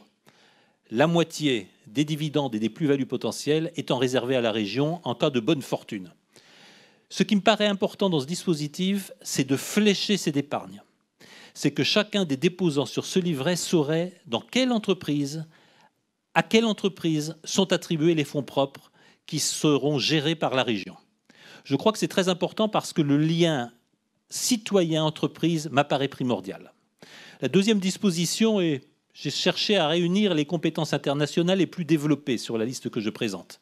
De l'Asie à la Californie, de la Thaïlande à l'Afrique, au golfe de Guinée. J'ai cherché à réunir celles et ceux qui peuvent contribuer à apporter aux chambres de commerce, aux organisations consulaires, aux organisations patronales que vous représentez, les meilleurs moyens de contribuer à l'effort à l'exportation. Ne nous y trompons pas, la valeur ne se créera plus uniquement chez nous. Nous devons aller la chercher, notamment sur les marchés asiatiques, sur lesquels elle est en train de bondir. Et puis le dernier point consisterait à créer un bouclier administratif, notamment pour les PME et les indépendants. Ils vont se trouver confrontés à un enfer administratif venu de Bruxelles qui s'appelle la taxonomie, l'évaluation de tous leurs impacts environnementaux. Je pense que la région devra les protéger par un bouclier administratif qui les aide à remplir leurs obligations. Merci Hervé Juvin. Pour poursuivre, Mathieu Orphelin, toujours sur cette thématique développement économique des entreprises. On vous écoute, 3 minutes 30. On voit les perspectives de reprise, et tant mieux. Mais je crois que beaucoup d'entre vous ont en tête les difficultés qu'auront un certain nombre d'entreprises de petite taille au moment où il faudra rembourser le PGE. Donc ce mur de la dette et des emprunts, ça va être un moment difficile à passer. On a des réponses très concrètes à apporter. La première, c'est de renforcer les aides d'urgence pour les entreprises les plus touchées par la crise, diagnostic de viabilité économique soutenu par la région, et puis un relais de financement pour les PME. On proposera à certaines PME en difficulté pour rembourser leur PGE de convertir le remboursement du PGE en augmentation de capital. Donc, une réponse très concrète. Deuxième réponse, le financement des entreprises. J'en ai parlé rapidement tout à l'heure. Le vice-président à l'économie sera Noam Léandri, qui est ici dans la salle, et spécialiste des questions de finances vertes. Nous allons lancer l'épargne verte Pays de la Loire, 200 millions d'euros qui viendront financer le développement économique des entreprises de notre territoire. Et la région abondera ce fonds. À chaque fois qu'un ou une citoyenne de la région mettra 1 euro, la région mettra 1 euro et ça fera donc 2 euros pour nos entreprises locales. Avec ça, on va pouvoir aider 400 ou 500 gros projets de développement des PME et ETI de la région. Nous voulons une région beaucoup plus simple pour les entreprises. Des dossiers d'aide plus simples, des dispositifs plus simples, un guichet unique, vous l'avez dans vos propositions sur l'ESS. Il faut qu'on simplifie tout ça. Moi, je ne veux plus entendre des entreprises qui disent « c'est trop compliqué ». J'en ai encore une ce matin qui m'a dit « j'étais hier sur le site de la région, je ne m'y retrouve pas ». Des aides 100% simples. Et puis, là aussi, c'est un choix politique. Nous allons réorienter les achats, les marchés publics de la région. C'est 300 millions d'euros par an. Aujourd'hui, tout le monde a 3 sur 3 à la note RSE. Le seul critère, c'est le prix. Du coup, qu'est-ce qui se passe? Là aussi, j'ai vu de nombreuses entreprises, un imprimeur à Saumur, une entreprise du bâtiment l'autre jour à La Roche-Hulin, qui dit « mais moi, les appels d'offres publics, j'y réponds plus. On ne les gagne jamais. Les petites entreprises du territoire ne les gagnent jamais. » On va assumer d'acheter différemment, d'acheter mieux, d'acheter peut-être un peu moins au début, mais ce n'est pas possible que les marchés publics échappent autant qu'aujourd'hui aux entreprises de notre territoire. Voilà quelques mesures. J'en oublie une. J'ai parlé de la souveraineté tout à l'heure avec les usines qu'on voulait développer ici. Peut-être finir par l'économie sociale et solidaire, j'en parlais, mais là aussi, je crois que la région doit reprendre la main sur le développement de l'économie sociale et solidaire. J'ai rencontré beaucoup d'acteurs du territoire. Ils me disent, c'est simple, ces dernières années, on n'a jamais su trouver notre place. On nous dit un coup, vous êtes une entreprise, un autre coup, vous n'êtes pas dans le secteur concurrentiel. On rentre dans aucune case. Nous croyons que le développement de l'économie sociale et solidaire doit être un axe fort également pour notre si belle région. Merci Mathieu Orphelin. Pour poursuivre toujours sur le sujet du développement économique des entreprises, la parole est à Christelle Morancé, 3 minutes 30. Je l'ai dit, l'enjeu d'accompagnement du monde économique, il est essentiel pour l'attractivité et le développement de nos territoires. C'est d'accompagner toutes les entreprises, quelle que soit leur taille. Les commerçants, les artisans, nos TPE. D'ailleurs, les trois réunis, c'est le premier employeur au niveau régional et même au niveau national. Nos PME, nos grands groupes. L'enjeu, c'est d'accompagner au moment de la vie d'une entreprise, au moment de sa création, au moment de la cession. Et là, on a des enjeux très, très forts dans les années à venir, et notamment chez les artisans, chez nos TPE, qui, dans les 10 ans à venir, il y aura beaucoup de départs en retraite. On a une proposition très simple, très claire, qui est un retraité, un jeune installé. C'est d'accompagner justement que le futur retraité puisse accompagner un jeune à entreprendre, à s'installer. Il y a un enjeu bien évidemment de transmission, de garder aussi nos compétences, de garder nos commerces dans les territoires ruraux. On en parlait au début de notre table ronde. Donc c'est vraiment une mesure très forte auquel je tiens particulièrement parce que notamment cet accompagnement vis-à-vis des jeunes. Et puis c'est la croissance. Alors on en a parlé notamment en termes de compétences. Et là j'attire quand même votre attention sur le risque aujourd'hui par ce manque de compétences dans nos entreprises pour accompagner, notamment dans le cadre de la relance, qui peut nous inquiéter. C'est également l'investissement et l'innovation qui est un enjeu très très fort. Et l'innovation, ce n'est pas réservé aux grands groupes, c'est pour toutes les tailles. Je pense bien évidemment à cette transition sur le numérique, et on l'a bien vu dans la période qu'on vient de vivre, notamment auprès des commerçants, des artisans. Quand j'entends Bruno Le Maire dire qu'il y a 37% des entreprises en France qui ont un site Internet, on a du travail, et là on doit le faire collectivement. Parce que consommer sur Internet, d'aller sur Internet, c'est complètement différent. On ne présente pas les produits de la même manière. Donc l'enjeu, c'est la formation et l'accompagnement financier sur ces mutations. C'est également notre industrie, cet accompagnement notamment de l'industrie du futur, l'industrie 4.0. On a déjà beaucoup fait, mais on doit continuer à moderniser les chaînes de production, la robotisation, qui permettront d'ailleurs d'attirer des talents. Et ça, c'est un enjeu de compétitivité de nos entreprises sur les territoires. Plus bel exemple, permettez-moi de le dire ou de le redire pour ceux qui l'ont déjà entendu, Colart, entreprise au Mans, qui, grâce à la modernisation et l'accompagnement de la région et de l'État, a pu rapatrier une chaîne de production qui était en Chine sur le territoire régional. Donc ça, on doit continuer à accélérer. Et là encore, pour toutes les entreprises, quelle que soit leur taille. L'international, on a beaucoup fait, mais on doit faire encore mieux. D'amener nos entreprises à l'international. 4% seulement de nos entreprises vont à l'international. Donc on doit, avec Business France notamment, avec la Team France Export, CCI, BPI, Team France Export et nous, d'accompagner les entreprises avec un seul interlocuteur pour connaître les marchés. Et puis enfin, l'enjeu, c'est la simplification. Et je pense que cette période a été révélatrice. Et saisir cette crise comme une opportunité de simplification, flexibilité, réactivité, c'est ça l'enjeu. Je porte au niveau de la région. On a essayé de le faire, mais on doit aller beaucoup plus loin. Le meilleur exemple, c'est le fonds résilience qu'on a porté avec tous ensemble. Voilà, en 10-15 jours, hop, il y a une réponse apportée aux chefs d'entreprise. Et c'est ce vers quoi j'ai envie d'aller. Et puis, bien évidemment, avec l'ensemble des acteurs, parce que ce n'est pas uniquement la région. Alors là, c'est peut-être la chef d'entreprise que j'ai été qui parle, mais aujourd'hui, il y a 10%. Je dis à peu près 10-20% d'entreprises qui utilisent nos dispositifs, qui en usent et qui en abusent. C'est valable pour la région, mais c'est aussi valable pour l'État. Ça, ce n'est pas acceptable. L'objectif, c'est d'avoir plus d'entreprises et on va créer la maison des entreprises. La première initiative sera en Mayenne, suivie après de... Je finis juste sur ce point-là.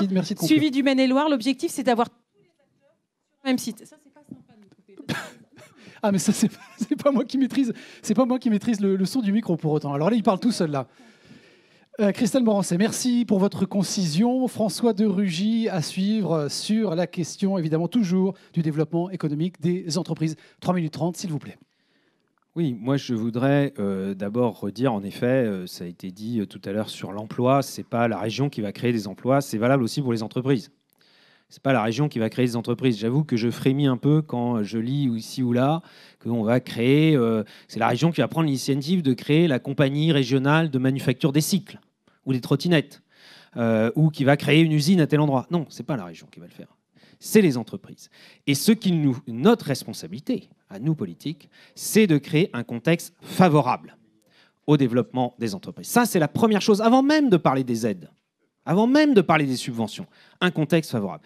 C'est notre obsession depuis 2017 au niveau national. Oh, là aussi, nous avons été critiqués, souvenez-vous, on nous le ressort encore tous les jours avec l'impôt de solidarité sur la fortune. Oui, nous avons pris la responsabilité de nous attaquer à ce symbole parce que ce symbole faisait des dégâts économiques, parce que ce symbole empêchait le développement d'entreprises, faisait même de la fuite de capitaux.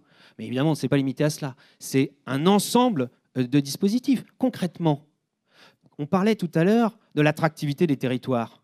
L'implantation des entreprises, ça doit être notre obsession de permettre des implantations partout. Et je réponds d'ailleurs à la première question. Il n'est pas question de privilégier un territoire par rapport à un autre. C'est absurde. Partout, il faut créer de l'activité et la développer. Bien, nous avons créé le système de l'implantation clé en main. On aménage un terrain et ce n'est pas l'entreprise qui vient sur le terrain qui doit refaire toutes les procédures pour s'implanter, c'est déjà fait.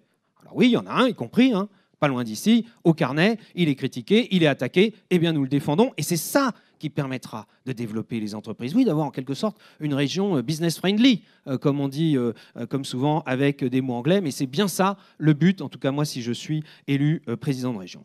Ne pas rajouter des contraintes aux entreprises. Et là aussi, si on commence à dire que au motif de faire des aides, on va faire des conditions, ça veut dire qu'on va rajouter des contraintes. Surtout dans cette période de sortie de crise, où on doit absolument être en aide, en accompagnement et pas en contrainte. Et évidemment, on peut décider d'aller plus loin. S'il y a des entreprises qui vont plus loin que la loi dans tel ou tel domaine écologique, social ou autre, on peut aller plus loin, mais on ne va sûrement pas retirer des aides, voire leur redemander des remboursements. Des entreprises qui sont en difficulté, où je me souviens d'un débat absurde sur Airbus, présent dans notre région, où on disait, il faut... Attendez, avant de savoir si on va sauver Airbus, il faut savoir s'ils s'engagent dans un plan, et on va d'ailleurs leur demander le bilan carbone. Bon, alors on laisse d'abord Airbus crever, puis ensuite, on verra s'ils ont bien fait leur bilan carbone. C'est absurde, alors que là, oui, Airbus est engagé à fond dans la transition écologique de l'aéronautique. Et puis, un dernier mot. J'ai lu à la page 10 du document du MEDEF qu'il faudrait en quelque sorte créer un PAC régional et oui, avoir un président de région qui ira à Paris et à Bruxelles, comme vous le dites là, défendre non seulement les intérêts de la région, mais faire sauter les verrous au développement des entreprises. Quand on voit ce qui se passe avec la crise sanitaire, où des entreprises qui créent des médicaments, qui créent des vaccins, se retrouvent bloquées par nos systèmes qui sont complètement inadaptés à cette situation de crise, ben oui, il faut en effet une région qui va aussi à Paris et à Bruxelles, non seulement faire sauter ces verrous, mais chercher des financements. Et évidemment, par ailleurs, un guichet unique, État, région et CCI pour les aides aux entreprises. Merci François de Rugy. Dernière intervention sur cette thématique du développement économique des entreprises. C'est vous, Guillaume Garot, qui avez la parole. Pour 3 minutes 30, c'est parti. Merci. La question qu'on doit se poser dans le moment où nous sommes, on sort d'une crise sanitaire, c'est comment on va être le plus utile à nos entreprises. Dans le cadre d'un développement économique qui doit réussir, je le disais, cette transformation écologique, en particulier de notre économie. Bon. Il faut s'adresser à toutes les entreprises. Et je le dis à Madame la Présidente de Région, ce n'est pas exactement ce qui a été fait depuis 6 ans. Et en particulier, on s'aperçoit qu'il y a un secteur qui a été oublié, qui s'appelle l'économie sociale et solidaire. Or, ce sont 13% des emplois dans la région. On sait aussi que les plus petites des entreprises ont bien du mal à trouver leur place et à trouver une oreille attentive auprès de la région. Donc, il faut dire ça. Il ne faut pas leurrer les gens. Mais au-delà de ça, comment on est utile?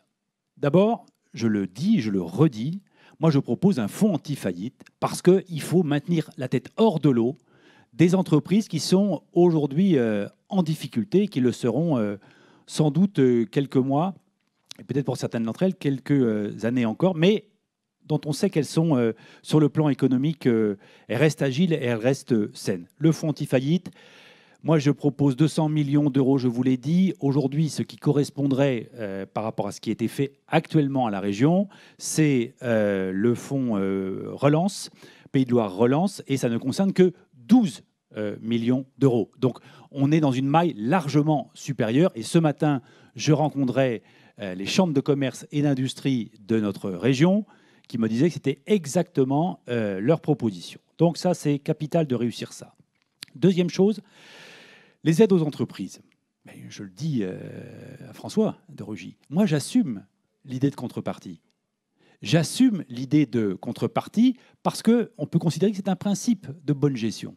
Vous savez, lorsque on est dans un conseil départemental et qu'on est dans les politiques d'insertion et qu'on vient aider quelqu'un à travers le versement du RSA, on lui demande des contreparties en matière d'insertion.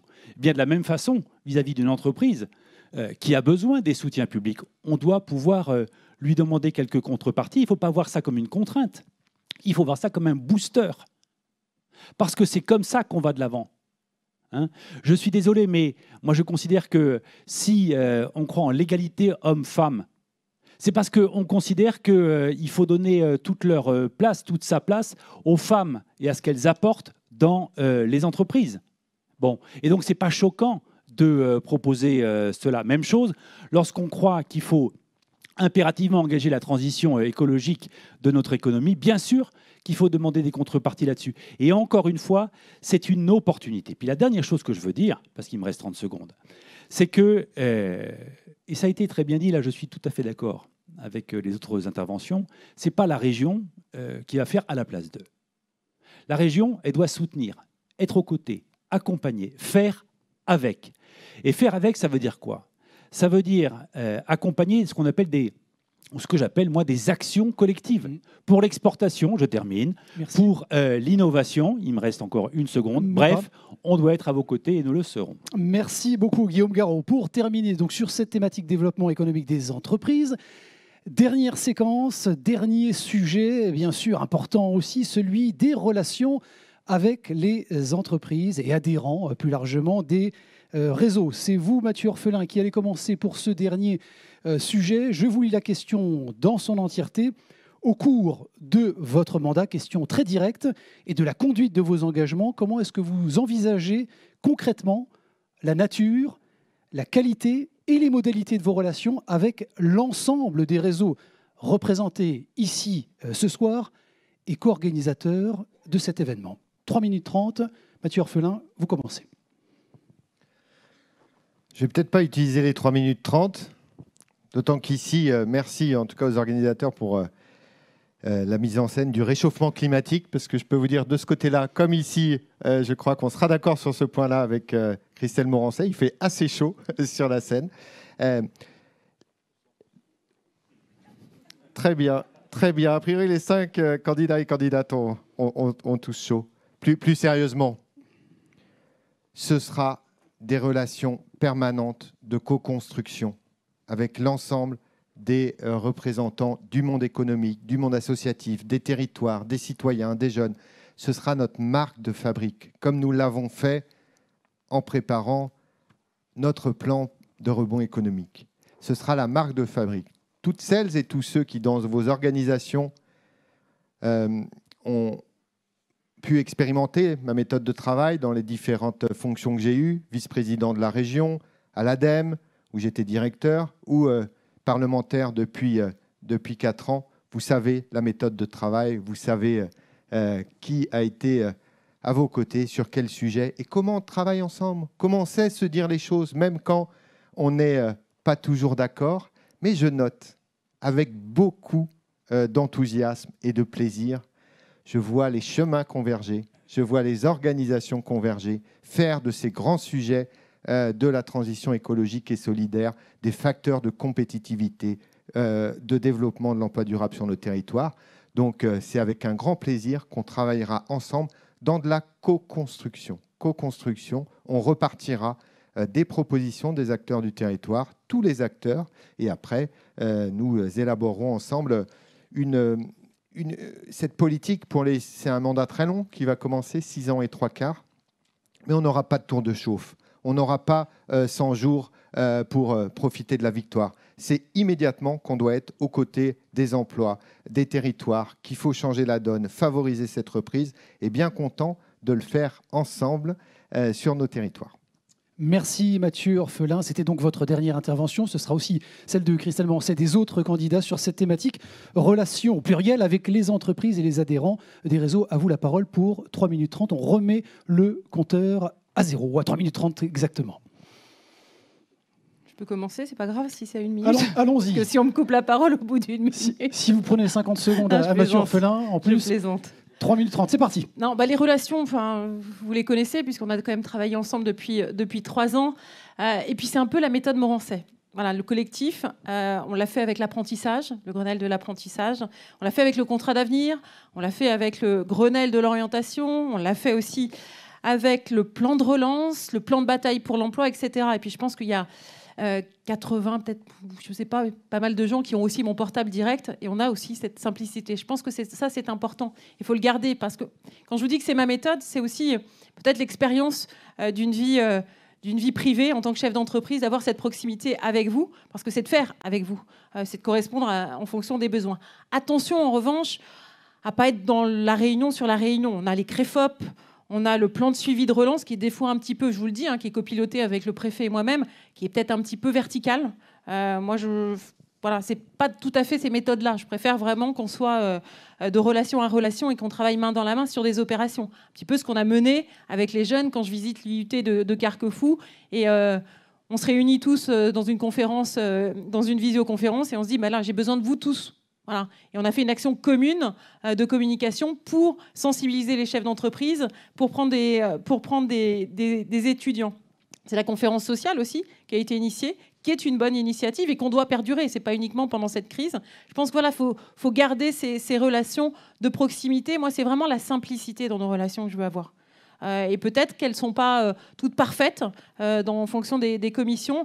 Mais quand c'est comme ça, vous prenez votre téléphone, vous m'appelez, puis vous râlez. Voilà. Et puis on essaye de changer les choses. En tout cas, merci pour cette table ronde. Je pense qu'elle est importante de pouvoir aussi avoir vos propositions. Quelles sont vos attentes? Parce que l'enjeu qui se prépare, c'est aussi la vision qu'on a sur la région des Pays de la Loire dans les années à venir. Et je pense que ce soit votre engagement ou notre engagement, c'est bien évidemment pas pour nous, mais c'est plutôt pour les générations à venir. Merci. Merci Christelle Morancet pour ce dernier sujet, toujours en relation avec les entreprises et adhérents des réseaux, bien sûr. François de Rugy, 3 minutes 30 également pour terminer. Je crois que ce sujet des relations aux entreprises permet aussi à chacun de dire un peu quel est son état d'esprit. Soit on veut plaquer sur la réalité de la région en général, et de la vie des entreprises en particulier, une vision qu'on aurait, nous, parce que voilà, on a des idées, c'est normal, quand on fait de la politique, on a des idées, parfois, disons-le, des visions un peu idéologiques, soit on se dit, si on veut que ça marche, parce que le but, c'est pas de créer des aides pour créer des aides, des fonds pour créer des fonds, c'est que ça marche, que les entreprises s'en saisissent parce que ça répond à leurs besoins. Eh bien, moi, je crois qu'il vaut mieux partir des réalités. En tout cas, c'est ce que je ferai si je suis élu président de région. Je partirai des réalités et ensuite, on développera une vision ensemble et régulièrement, on se reverra pour vérifier que ça marche. D'ailleurs, peut-être que ça marchera pour certaines entreprises et pas pour d'autres. Et c'est évidemment la diversité du tissu économique de notre région qui est très forte. Et c'est une force, d'ailleurs, d'avoir une région avec une grande diversité d'entreprises et de secteurs d'activité. Et bien évidemment, on adaptera. Moi, j'ai proposé, d'ailleurs, très simplement, qu'on puisse avoir un échange dans la période de crise. Après, ça s'espacera peut-être, bien sûr. Mais que les chefs d'entreprise puissent, toutes les semaines, pour celles et ceux qui veulent, interpeller directement le président de région. Si je suis élu, je le ferai. Directement, je propose que ce soit en visioconférence. J'aime bien qu'on reprenne les réunions, mais je crois que si on peut y passer qu'1 heure dans sa semaine pour interpeller directement les élus, ce sera mieux. De le faire avec les organisations, systématiquement, qu'il y ait un représentant de chaque organisation, parce que moi, je n'oppose pas la relation directe avec les chefs d'entreprise, que je crois utile, avec la relation avec les organisations représentatives des chefs d'entreprise. D'ailleurs, je ne l'oppose tellement pas que sur ma liste, j'ai souhaité qu'il y ait des chefs d'entreprise. Il y en a, de tout secteur, dans tous les départements, et même un ancien président de la CAPEB et de l'UDP du Maine-et-Loire, Éric Frémy. Parce que je crois que c'est la meilleure garantie. Si demain, à la région, il y a des élus qui ont cette connaissance, qui ont cet ancrage dans les réalités des entreprises, mais aussi des organisations représentatives, eh bien, je crois que ce sera efficace. Je donne un autre exemple. Ça a été évoqué, les marchés publics, et je vois dans le document de l'UDP, à la page 14, et rappeler le problème, la CAPEB en parle souvent aussi, des critères des marchés publics qui peuvent conduire à ce que, en fait, les petites entreprises, et notamment les petites entreprises régionales, soient évincées. Et on connaît tous cette histoire de la notation. On dit « Ah non, mais il y a le critère qualité ». Oui, mais comme le critère prix est survalorisé, évidemment, et que surtout la façon de noter la qualité fait que tout le monde a la même note. Si tout le monde a la même note sur la qualité, bien sûr, à la fin, c'est le prix qui l'emporte. Et évidemment, c'est souvent des grosses structures qui vont essayer de casser les prix et qui viennent souvent de très loin.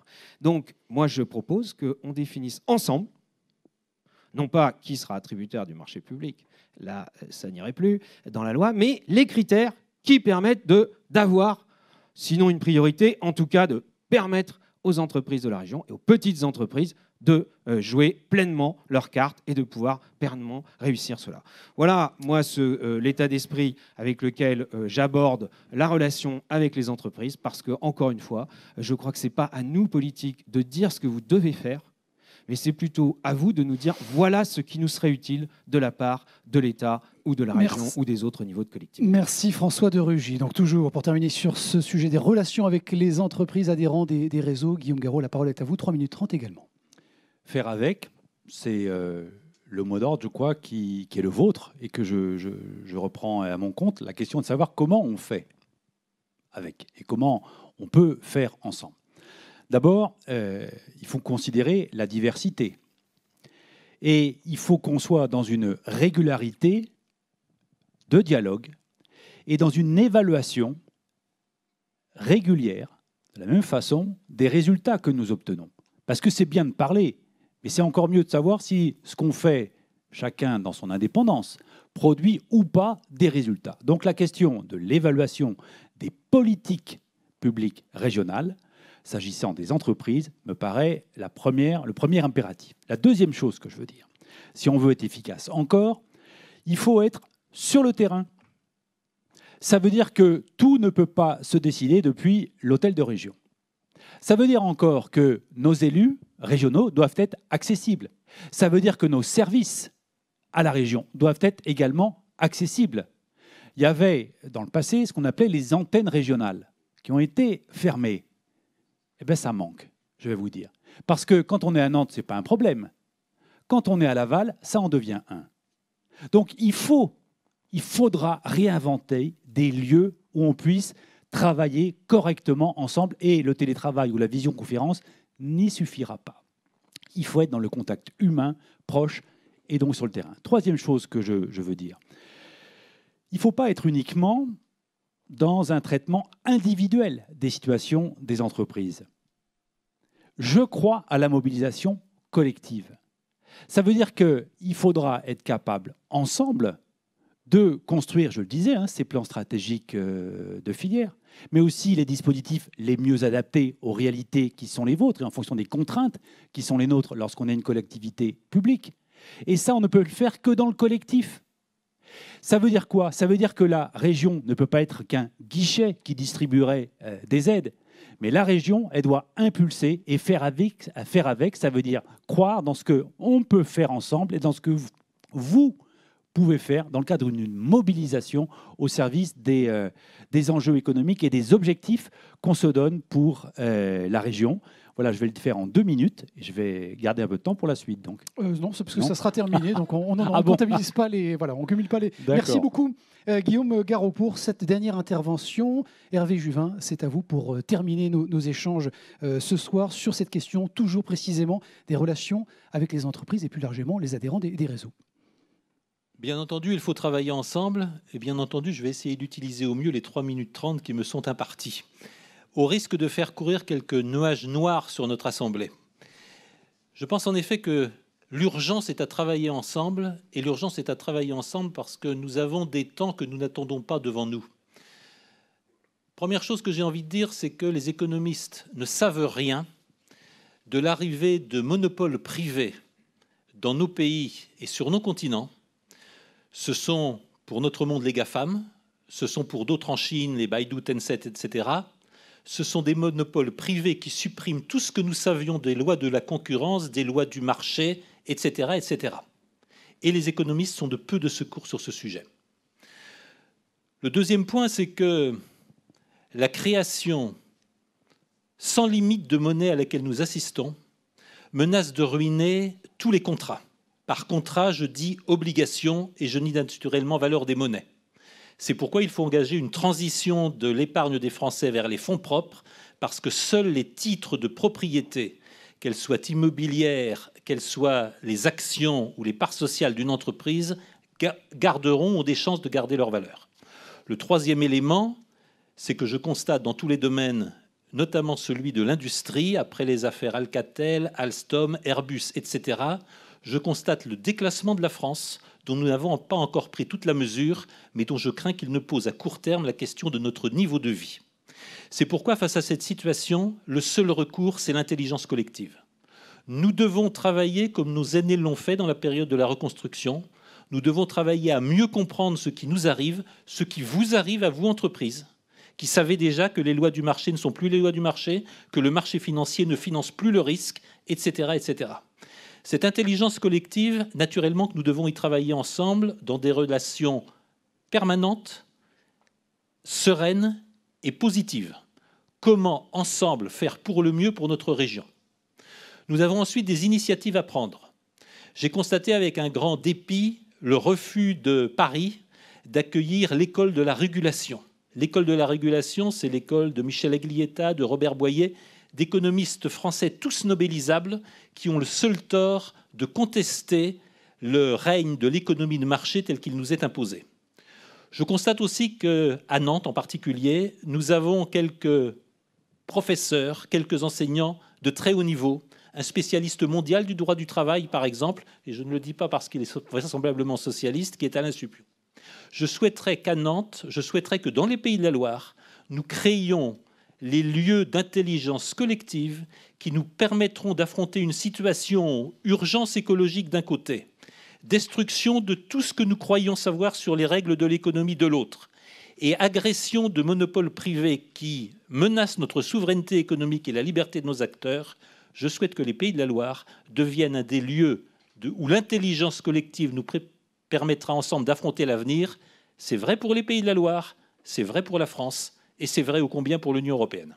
Merci Hervé Juvin. C'était donc la dernière intervention pour ce dernier sujet autour des relations avec les entreprises adhérents des réseaux. 1h46 que nous avons passé ensemble à travers ce format un peu particulier, un peu cloisonné. Donc merci évidemment à nos candidats de s'être prêtés à cet exercice, d'avoir respecté le timing de 3 minutes 30. On peut les applaudir évidemment tous les 5.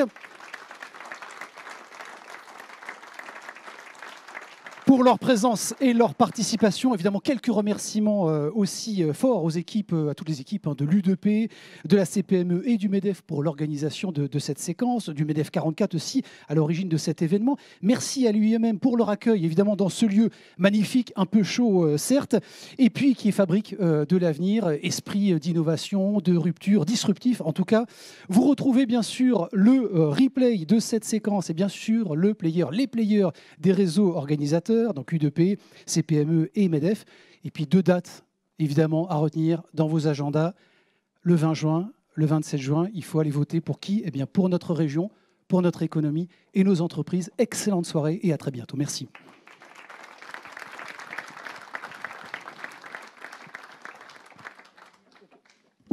Juste un petit mot pour vous préciser également qu'on